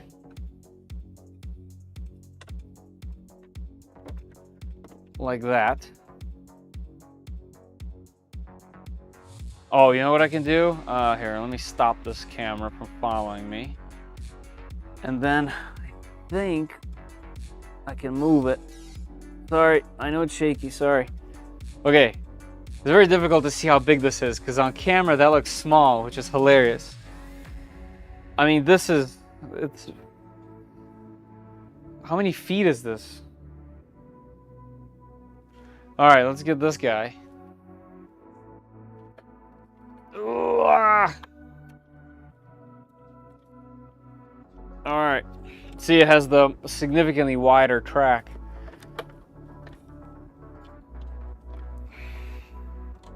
Oh, the wheels can't, they go through the, okay, I gotta lay some flooring down. Front right. Front left.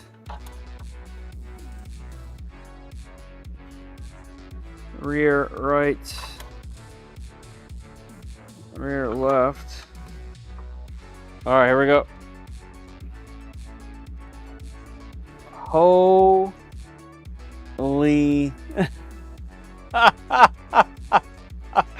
Yes. That's what I want, man. How are these tires gonna hold the weight of this? Like, yo, this thing is substantial. Oh yeah, that is heavy. That's so heavy. I gotta get a, I gotta get that on a scale. All right, let's see how long this is. We are at 46 inches. What's 46 inches in millimeters? Unbelievable. That's some next level stuff. This is where my life's headed. So weird. Man, hold on. I'm missing so many. Hold on, guys. Trailer's huge. Zoomies turn to win. Giveaway, giveaway, giveaway. I'm there. I think it looks wicked. Yeah, it does. That's awesome. Looks legit. Thank you. Hello from Vegas. Hey, how you doing? Sick. It's so big. It's crazy. Does your cable hang low? Does it wobble? You tie it in a knot, can you tie it in a bow? That's funny. You could tow a baby. It could tow a baby. Looks really scale. Yeah, I mean, I was really hoping to finish this, to be honest, man. The Defender's mean. This Defender is mean. So it's got lock differentials and obviously a lock center diff. It has a brushed motor, so it has a ton of torque. Stone Cold Steve Austin from my childhood drives it, which makes it way more capable. It has actual fans that I installed. It was a mod that I did where I made an actual radiator so fans blow on the motor. This thing is legit. The suspension is also from Traxxas. It is oil filled, so it's completely dampened, and it can, the articulation on this thing is just, you know, it's pretty substantial. I have my own lift kit on it with my own modded shackles up here that kind of help articulate the front suspension. I don't want to flip it too much, but yeah, this thing is just wild in every way. It's huge. Okay, hold on. I gotta put this one back. I have rock sliders on it as well. Yeah, I think that's really it. You know, other than look stuff, there's a bunch of look stuff. But this one is far less capable technically, but I wanted this to be a lot more realistic. So it has much more realistic suspension. As you can see, can you see? Yep, there we go. So it's not leaf springs, but the coils are inside of the shock. So it makes it look like it's a leaf sprung truck, which, you know, it technically should be. A lot less travel just in general, and the rear differential is locked, but the front one is open. So if you can imagine a 3D printed open differential, it's actually kind of wild what happens inside of that diff. Here, you can tell, all right, I'm going in this direction, this one's going backwards. So that's open. And as you can see, it's not turning, it's not trying to turn the rear, but together, you know, it'll walk the truck back and forth. So very open diff in the front, and then a very locked diff in the rear. And this one is belted, that one's geared. So super fun trucks actually.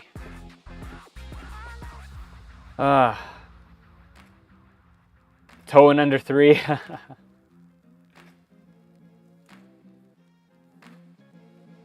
Wow, 1168 millimeters. It looks too big for the truck. It should handle it. It should handle it. Make some scale tie downs. Yes. Yeah, and I have some thick shock oil as well.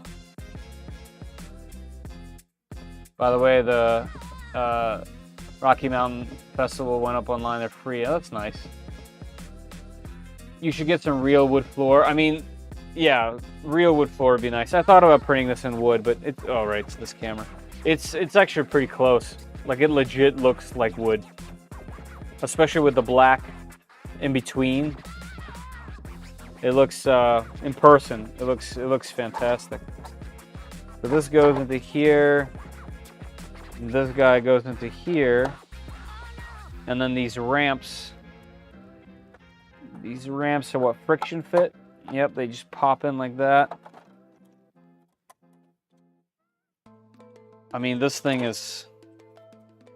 I really wish I could have gotten it done, but it's okay. And there's two places, like this and like that. That's cool. What a beautiful design. All right, let's do the giveaway. I'm already 10 minutes past, I know. And then I will stick around just a little bit more to tighten all of this chassis stuff up, because I have stuff like on the bottom and on top. And I guess I'll try to do another stream for the rest. I don't know if you guys are interested in that, but I do have a lot of other things to stream and talk about too. So that's kind of the problem that this one isn't done. Camel trophy decals, yeah. Nice little FJ. Yep. Yeah, I do want to make a drift RC as well. That'll be kind of fun. And the cool thing about, I guess, road cars is you can 3D print those. Like, they're not bashing, they're not jumping. So it would be fitting. Have you done 3D printed tires? I have. There's 3D printed TPU tire on the back here and on the other truck. They're just not in the same league as a real rubber. So I just stuck with buying them. They're very inexpensive. I think these are like $10, $8, something like that. They're really cheap. Maybe like 12 max. All right, let's do the giveaway. First of all, let's update here. Let's see how many people entered. 36, okay, that's about average. 36 is about average. All right, let me go to my other screen. Let's go to winners. Let's go to draw winner. Draw one. All right, we got ourselves a winner. Are you in the United States? Yes. Do you have an email? Yes. Announce widget in avatar. Announce. Congratulations to Ethan J. Ethan J, are you in the chat? Let us know. And I will give you directions. There he is. Congratulations. You have won yourself a roll of PLA Plus from 3D Max. Poggies. Nice. That whole thing has really gone to different levels. Pogs, poggers, now poggies. That's hilarious. All right, Ethan, here's what you need to do. Head over to 3dmax.com. You can use the link down below or just go to the website. Find yourself a roll of 3D Max PLA Plus that's in stock. And then email me at my first name, Fedor, so Fedor, Fedor, at 3dprintsos.com. Okay, Fedor at 3dprintsos.com, Fedor. Email me there with your address and your choice of PLA Plus that's in stock, and I will forward that information over to 3D Max. They usually take about a week, sometimes a little bit over to ship, because they combine a bunch of these, maybe 2 or 3 or 4 even sometimes, and then ship them over. So they're not doing individuals. You know, it's free, so I'm not gonna ask them to hurry up that shipping. You know what I mean? They're already doing a crazy thing. Also, worth mentioning that this is the 30th spool filament that I've given away through live streams, which is kind of cool. Canceling filament order from Amazon. Nah, keep it. That way it's, you know, you get two spools. It doesn't look bad, but actual wood would be a nice touch. It would. I agree. Bot name. Cool. Yeah, it is. It is. I mean, it is. It isn't, but it is. You know. So definitely cool. But yeah, congrats on that. It's definitely really rewarding to be able to be in a place where I can give away filament to somebody or anything really, but it's just cool. Like it's nice to be able to pass it on, you know. Am I a few minutes behind? I see people congratulating Ethan, but I'm not even seeing him drawing it. Oh yeah, you gotta click the live button, Zimmy. Put a surprise in it because of the 30th spool. Well, it's not coming from me. It used to. Remember, I used to just send my personal spools. But no, that's why I had them sponsor it, so that it can be more legitimate. We got a little gap right here.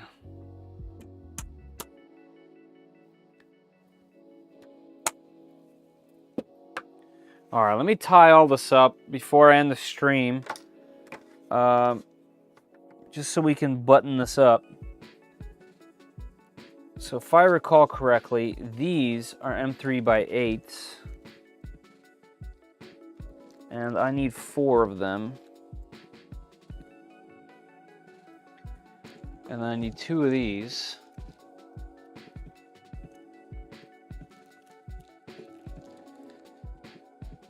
But yeah, I think when I used to ship them myself, I put a couple I used to put my stickers in there too. But obviously I kind of lose that with when I give up shipping them myself.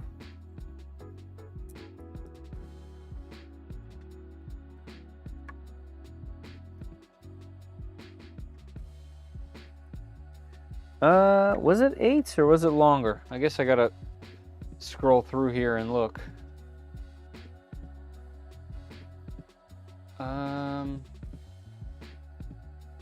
Where are we at? We're way up here. Even higher. Oh, yep, 10. Okay, that explains why that doesn't reach the bolt.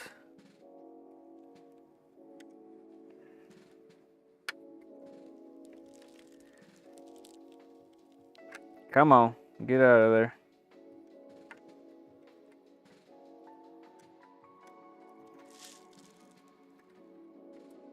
All right.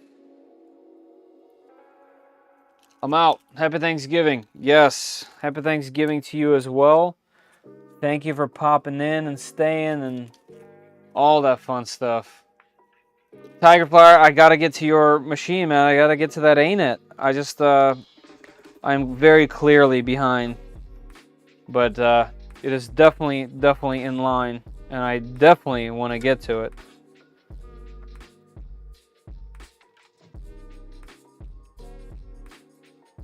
But yeah, thank you for being here. Internet lag? Uh-oh.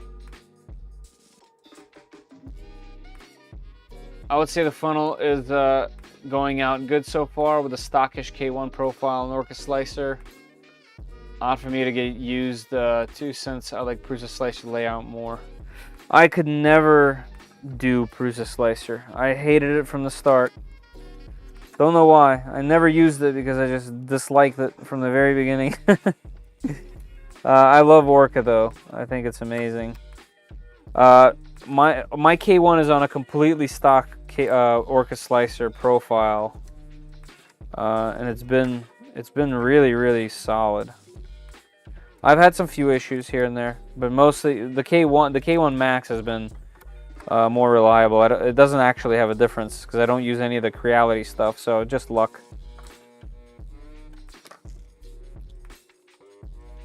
"3D printing RC parts is a niche waiting to be filled. So many people looking for this kind of stuff, but you can't find it. There is a lot out there, but not for the general public, I guess. It's true. All in due time. Just getting more vintage. Yeah, it is. Yes, it is. Hey guys, before I leave, don't forget you still have 24 hours to print up to a couple Toys for Tots. That's true. Yes, more information in our Discord. Every single toy that you print is one name in the bucket for a chance to win 10 spools of filament from 3D Max. There'll be 4 names pulled for that.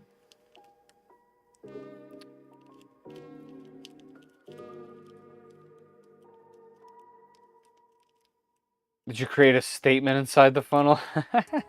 Hey, Mr. Walkman, have a good night. Have a good night. Yeah, I hate it too, Zumi. Draw. Now I get it.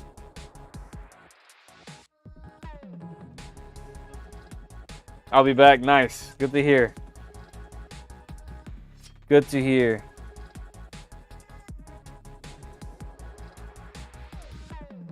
Oh, these are by 10s too. Okay, I put them away too soon. Oh wait, that's the very rear. That's this one. Oh, I see. The very rear is different than the middle one. So I gotta go even higher, so that the air come out. Okay, yeah, Diane, I know what you're talking about. Yeah, so that it can funnel faster. What do they call that? There's like a name for it. Starts with a V. Venturi? No, Venturi is like the spinning. I don't remember what the bubble one is called. The air one. The straw one is called. I thought there was a name for it.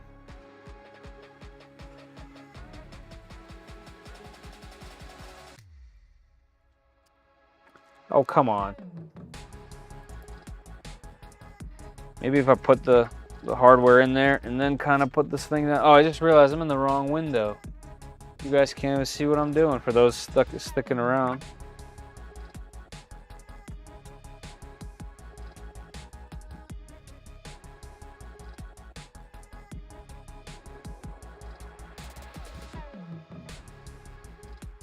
Come on. Get in there.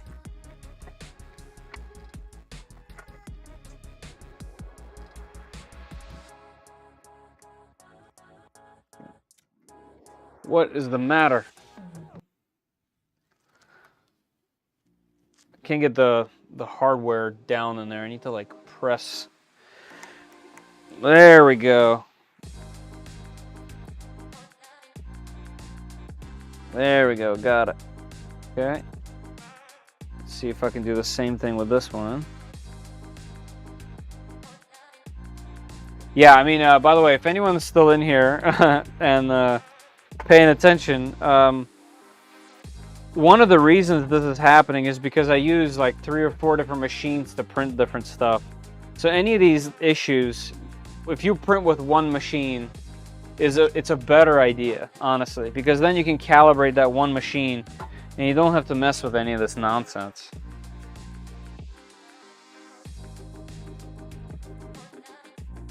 I'm at 176 on bags, hoping 200. Man, that's amazing. Jeff, you're just straight up killing it, man. You know, we appreciate you, man. We definitely appreciate you doing your thing. You have a sick printer collection. All the toys you're printing, so kind. Good man, good man. Appreciate you being a part of this this community. It's compatible with FA and EJ engine. Nice, cool. Yeah, I have a Subaru Outback, a 2020 Outback non-XT, so NA. So it should work with that as well. Yeah, so yeah, if you put a like a straw in it, it essentially pulls air from the top. So instead of bubbling and going slow, it'll just shoot in there. Breather. Mike Jones, yep, breather.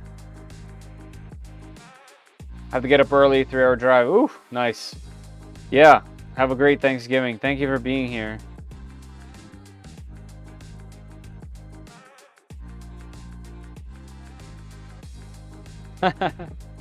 Nice, Diana.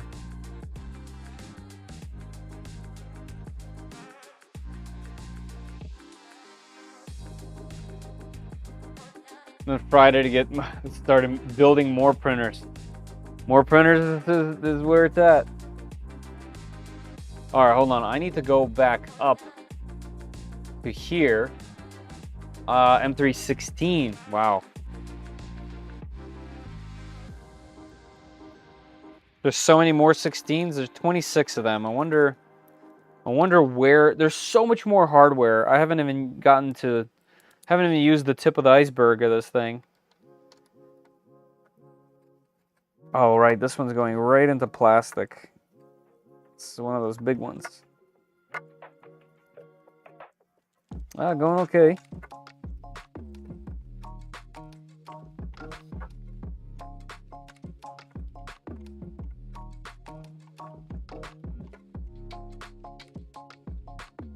There we go.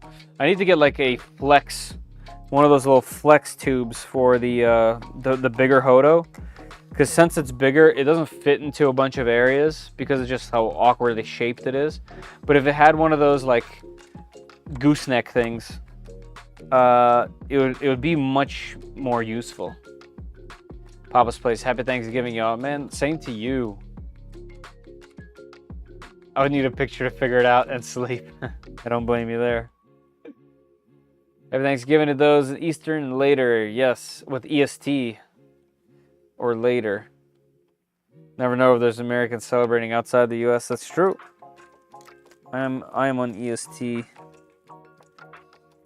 And yes, it's late. We're going into the night. And happy Thanksgiving to you as well.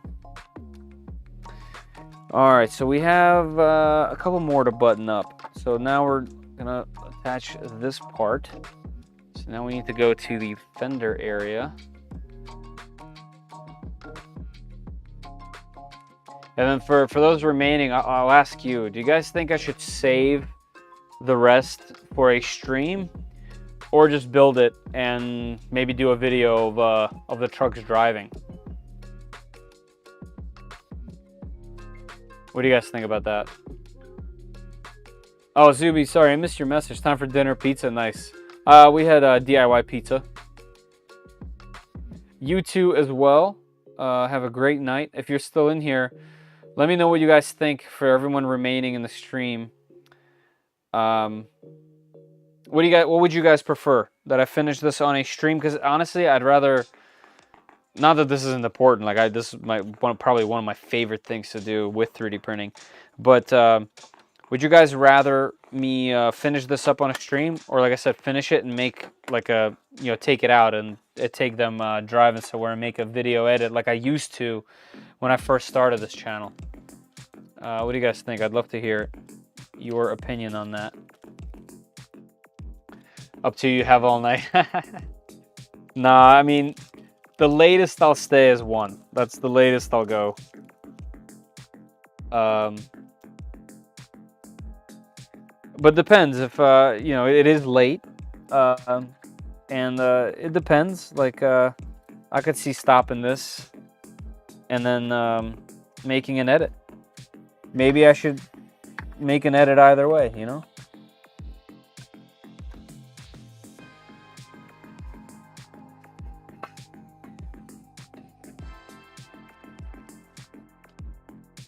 Stream driving video. So we're split.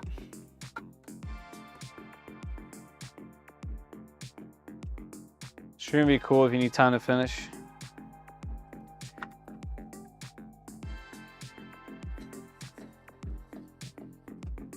Yeah, I mean, I definitely need time to finish. There's suspension, look at the components here. So these ridiculous arms sit where they sit like this. Yeah, there's these crazy arms. They all sit like that. Then there's this axle that goes all the way through on bearings like that. The wheel gets attached to that. There's bearings and struts and all kinds of linkages. There's so much to do still. There's the bumper. You have to build all of the wheels. Yeah, there's still quite a bit. I want to see the suspension go together. A driving stream. I do have some FPV gear. I could totally make that actually happen. It would take some time, but it's totally doable. Second 3D video. Hold on, I can't, Samuel. I can never see what you wrote in my thing. I need a 30-second 3D video for my website. Anyone here know how to use Blender? I want to make some money. Hey, look at that. We got an opportunity. I know a guy who's crazy with Blender. Nice. I use Tinkercad. Nothing wrong with Tinkercad. I still use it. I still use it for all sorts of stuff. Let's see. How many of these do I need? 8? There's definitely not 8 in here.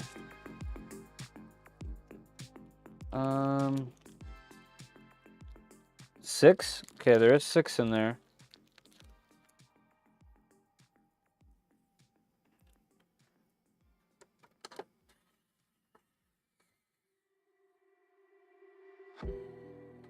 Are those bead locks? Yes.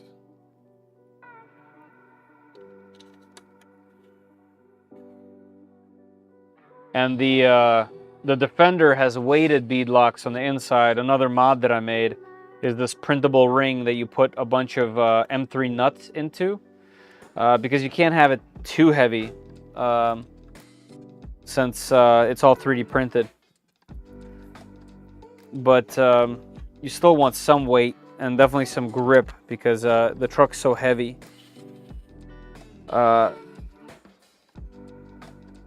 And the tire is so soft.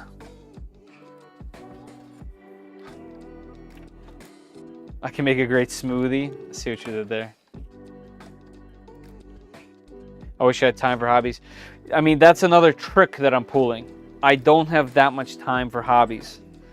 So this is another way for me to get away with it. It's a bit selfish, to be completely honest with you. But at the same time, it's relevant to a lot of people, and maybe some people that don't know that you can even do this stuff with 3D printing, you know, maybe it'll get them into it. So there's a little bit of that going on.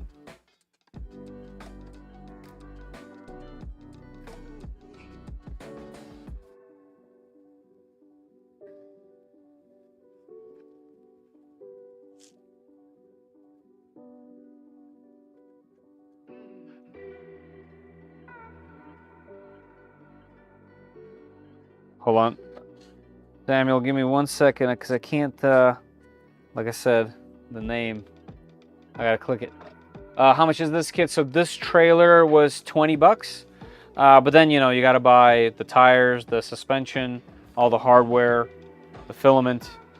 So there's more costs associated. But the file, you're paying for the files and this ridiculous manual that's so good. All of their manuals are top notch. It reminds me of Voron in that sense. Like the manuals are just absolutely killer, and you really do feel like you've made something at the end. Like still till this day, these two trucks are some of the coolest stuff that I've made. You know, and someone recently, when I brought it to Earth, the brown truck won third, and I won a 3D scanner because of it. So it's just fun. It's just super fun. All right, what else do I need to do? I know I still need to do the bumper in the back, because that definitely ties things in. I might have to just do a smaller piece of hardware. Did I do this? Okay, oh, right here. So these things, that's what I need. That one is this purple M3x10. M3x10 is right here. All I need is ADHD. I have that, that's for sure. You got multiple angles to use. Don't sell yourself short. You're doing great. Nice, appreciate that. If you had more time to do stuff, I'd love to do autocross, yes. AGP, but New York winter's coming. I'm not a huge, well, I love to watch it. I wouldn't do it myself, but I would love to do an actual car project.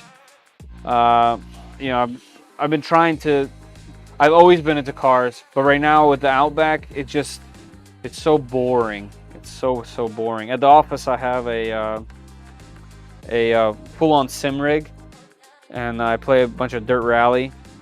So it would be really interesting to have something I can do like rallycross with. Not rallycross. What's it called when you have a really low end? I forgot what it's called. It's like a dirt track. I don't remember what it's called off the top of my head. It's not rallycross. It's something else. But that would be really cool. But if I do a project car, it'd probably be something for the street. It'd probably be Volkswagen and old. Buying some brass for the wheels will really help. Yes, but it will be too much for all the 3D printed components. That's the second half of that. These things are very top heavy. I don't know if you could tell. Like all of the weight. It's what, 2 spools of filament? 3 spools of filament heavy? That one was 4 spools of filament. So they're not light. Super Outback Rallycross build featuring me. Yep, that'll be fun, wouldn't it? When I got into 3D printing, I was into RC flying, helicopters, drones, planes. I'm still into 3D printing, but not much into RC flying. 3D printing is way cheaper. Yes, it is. Yeah, those planes are no joke. Rally. Yeah, I'm a huge fan.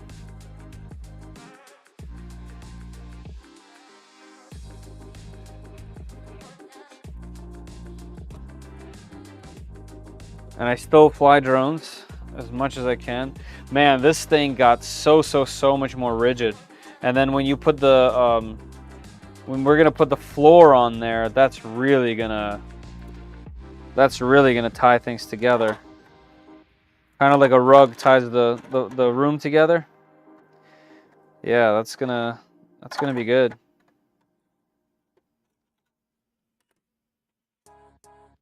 What a huge thing. You know, when you look at the picture of these things, it doesn't seem like much, but let me tell you, this is ridiculous. 3D printed planes are one-time flyers. Yep. Yep. I saw myself, but I think most of it requires a license to fly nowadays. Yeah. Yes. Yeah, definitely close. That trailer doesn't look printed at all. Yeah, once it has the floor and the wheels on there, it'll be pretty hard to tell. The textured plates obviously help. Yeah, that's gonna be very, very cool. All right, let's see. Is there anything else I can do on this stream that's like realistic? Maybe I'll try the rear bumper again one more time. Let me see what the next steps are anyway after the bumper. Flooring. What time you got? 12:37.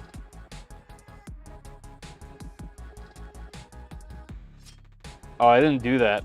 I didn't do them straight. That's a good idea.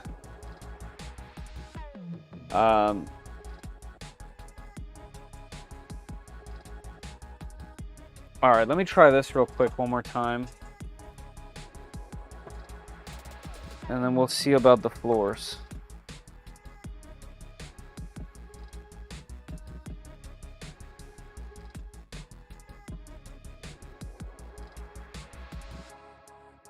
Okay, that actually came out pretty good. Nice. This is also coming out pretty good. This is a good sign.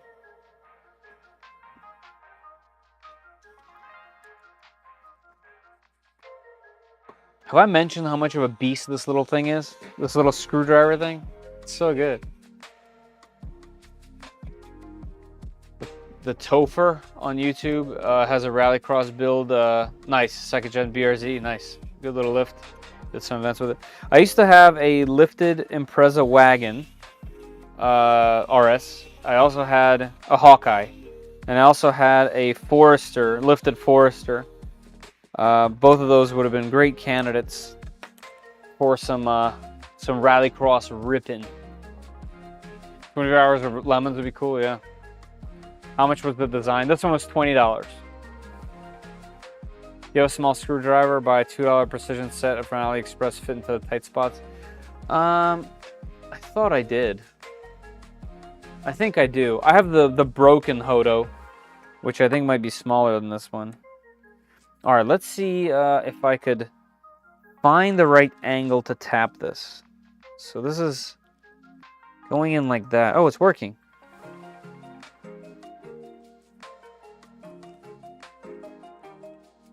All right, not too much.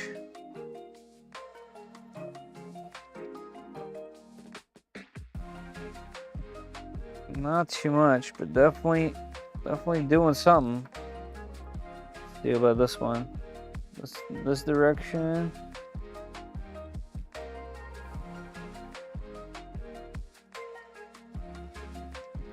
Crazy that they made a 45-degree hole in this. Kind of nuts. There we go. That one went all the way in very nicely. Take that out. Try this one again.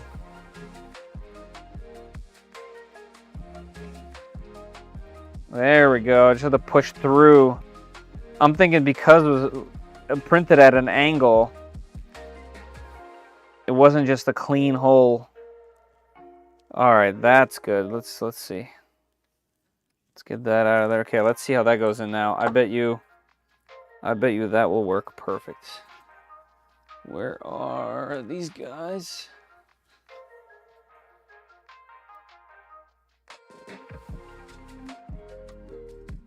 I still have to figure out what the problem with the Trident was.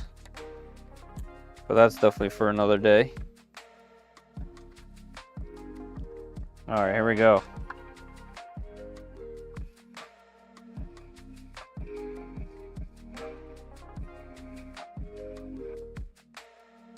Okay.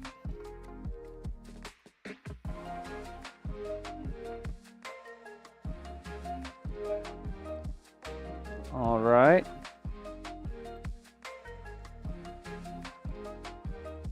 Am I putting this on upside down? I am. That's awesome. Imagine Chris Fix got into 3D printing. Hey guys, Chris Fix here. He still wears a helmet.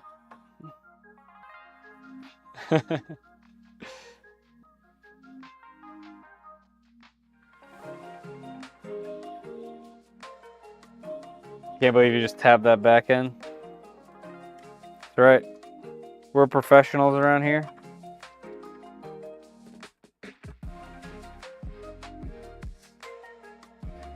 Sometimes you just gotta tap it.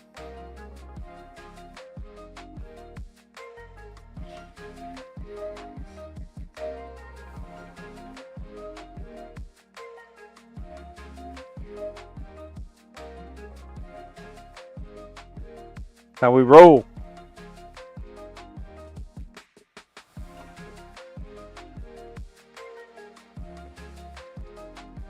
All right, so that's one. Do it right this time.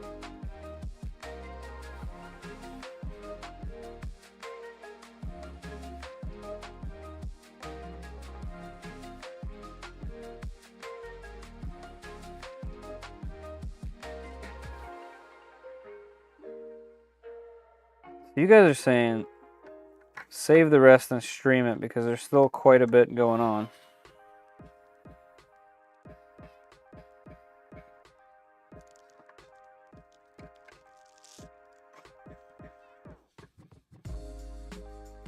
And you find it interesting.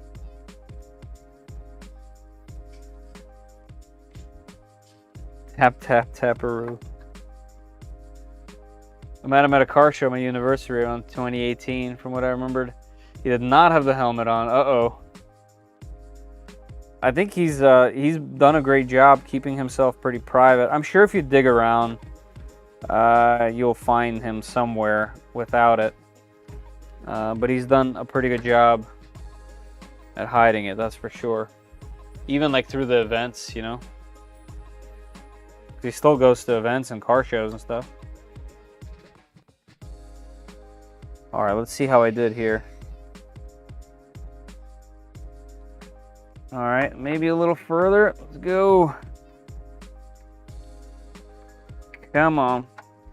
I don't want to take this one out once it goes in.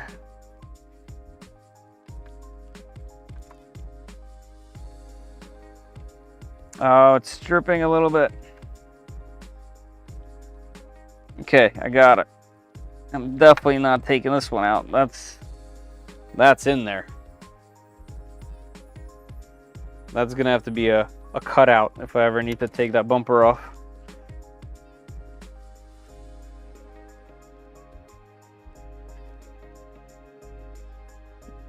Yeah, YouTuber that keep it so hidden. Yeah.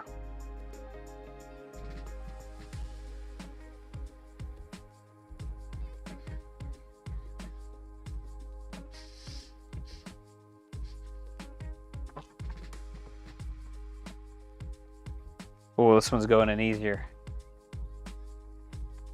Come on.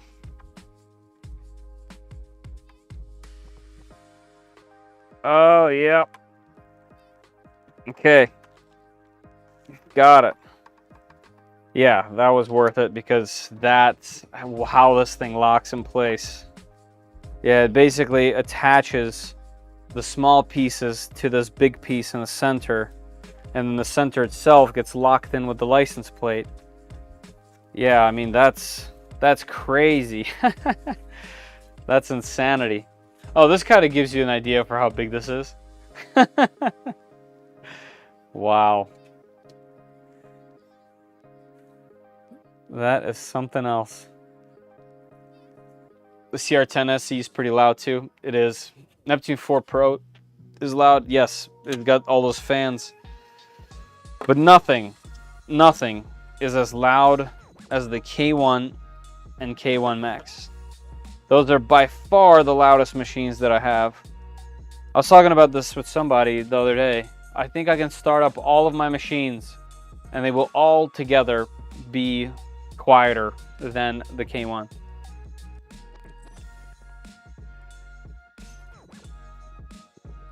Well, it's been a long day. I'm sitting here with my excuse me, Blowimatron. Make it 70 dB plus because it's bridging some holes. That's pretty good. Great name.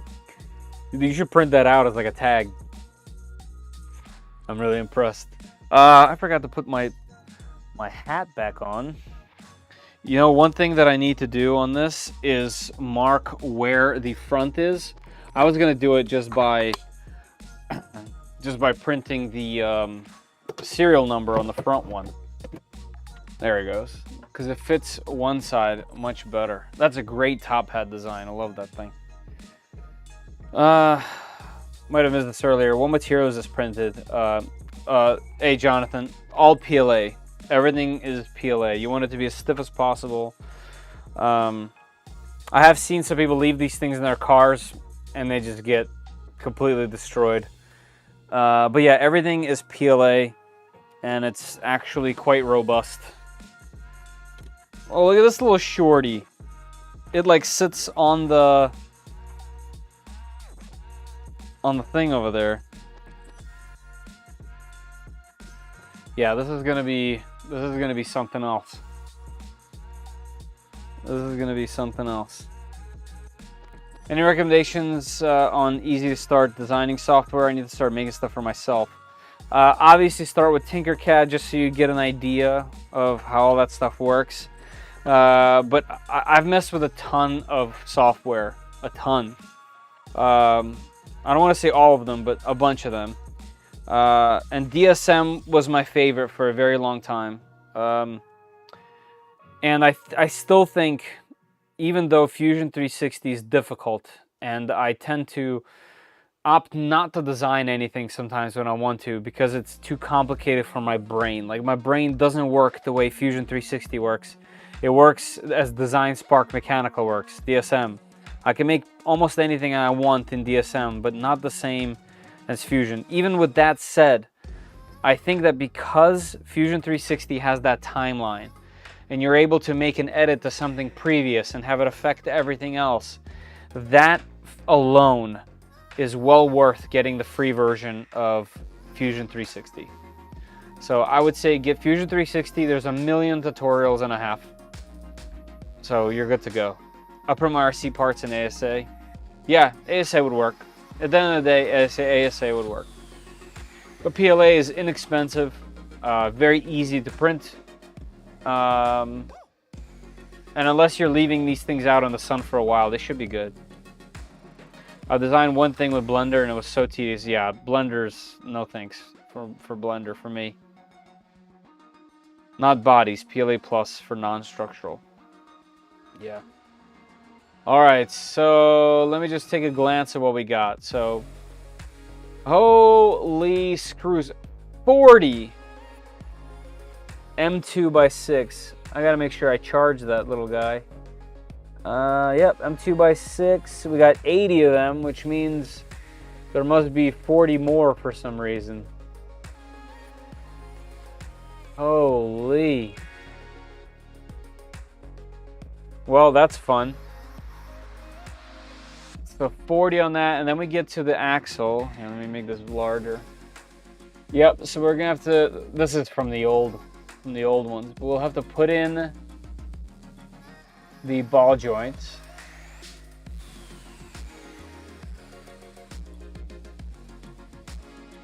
Push in the bearings, axle shafts. Wow, that's a lot. This thing's gonna be rigid. This is actually a pretty cool idea.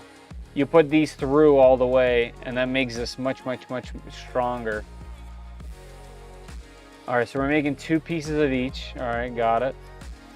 axle position, we're gonna do this side, the longer suspension. Is it this one? No, this one. We need more suspension. Wait. Oh, this puts the wheel lower. Right, this puts the wheel higher. This puts the wheel lower. We're doing this one. I want the wheel lower. That's how we're setting that up.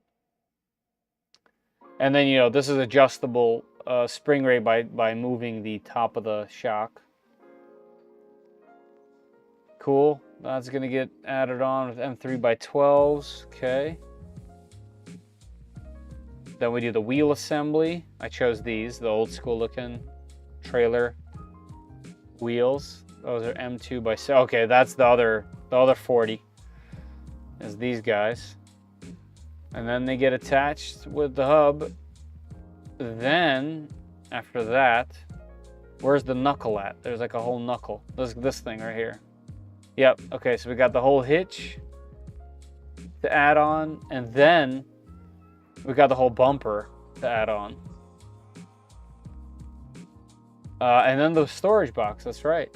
Then the storage box. I didn't go for the wheel because I didn't want to do another wheel. There's plenty of wheels, so I did a box. And I'll be able to put some tools in there, maybe an Allen key. Yeah, road car ramps. I didn't print the road car ramps because I don't have any road cars. Cool.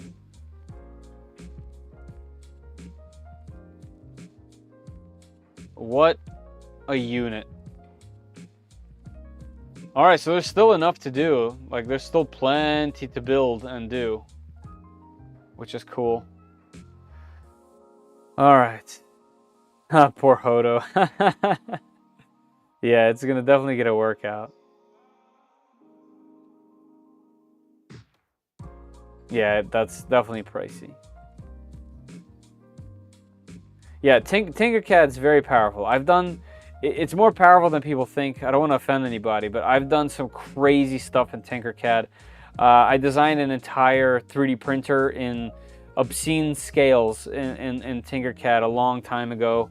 And I printed all the parts and it was working for a while. That orange ANET A8+, essentially a giant Prusa clone, was all made in Tinkercad. I made so much stuff. All the keyboard designs that I've made was all Tinkercad, so definitely don't knock it. The problem with Tinkercad is when you design certain things, you're like hacking it. And it's not going to teach you good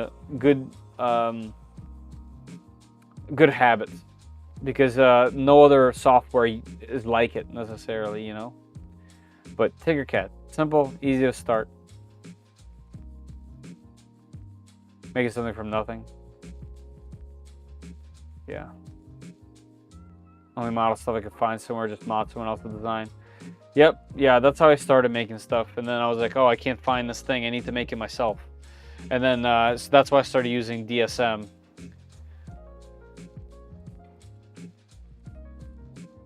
Thing working perfect. Nice. Just flapping sounds and moves back and forth fast. Yeah, it might be... oh, no, it doesn't have a chain, actually.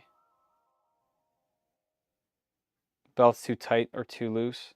It might just be, you know, the way some of these things sound because of the chains and such. All right, everybody. I think I'm going to call it here. Everyone that's still in here, thank you so much for hanging out with me tonight. I appreciate you and all of your generosity. For those that gave back to the channel, that's very, very kind of you.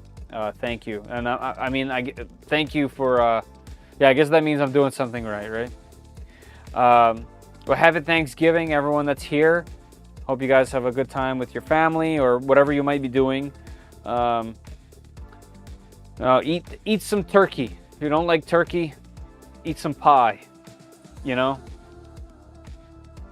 Fun just watching, hanging out. Yeah, not so technical today, but, you know, it's not every day that this thing happens. Like, look at the size of this thing. Like, I am a thick man.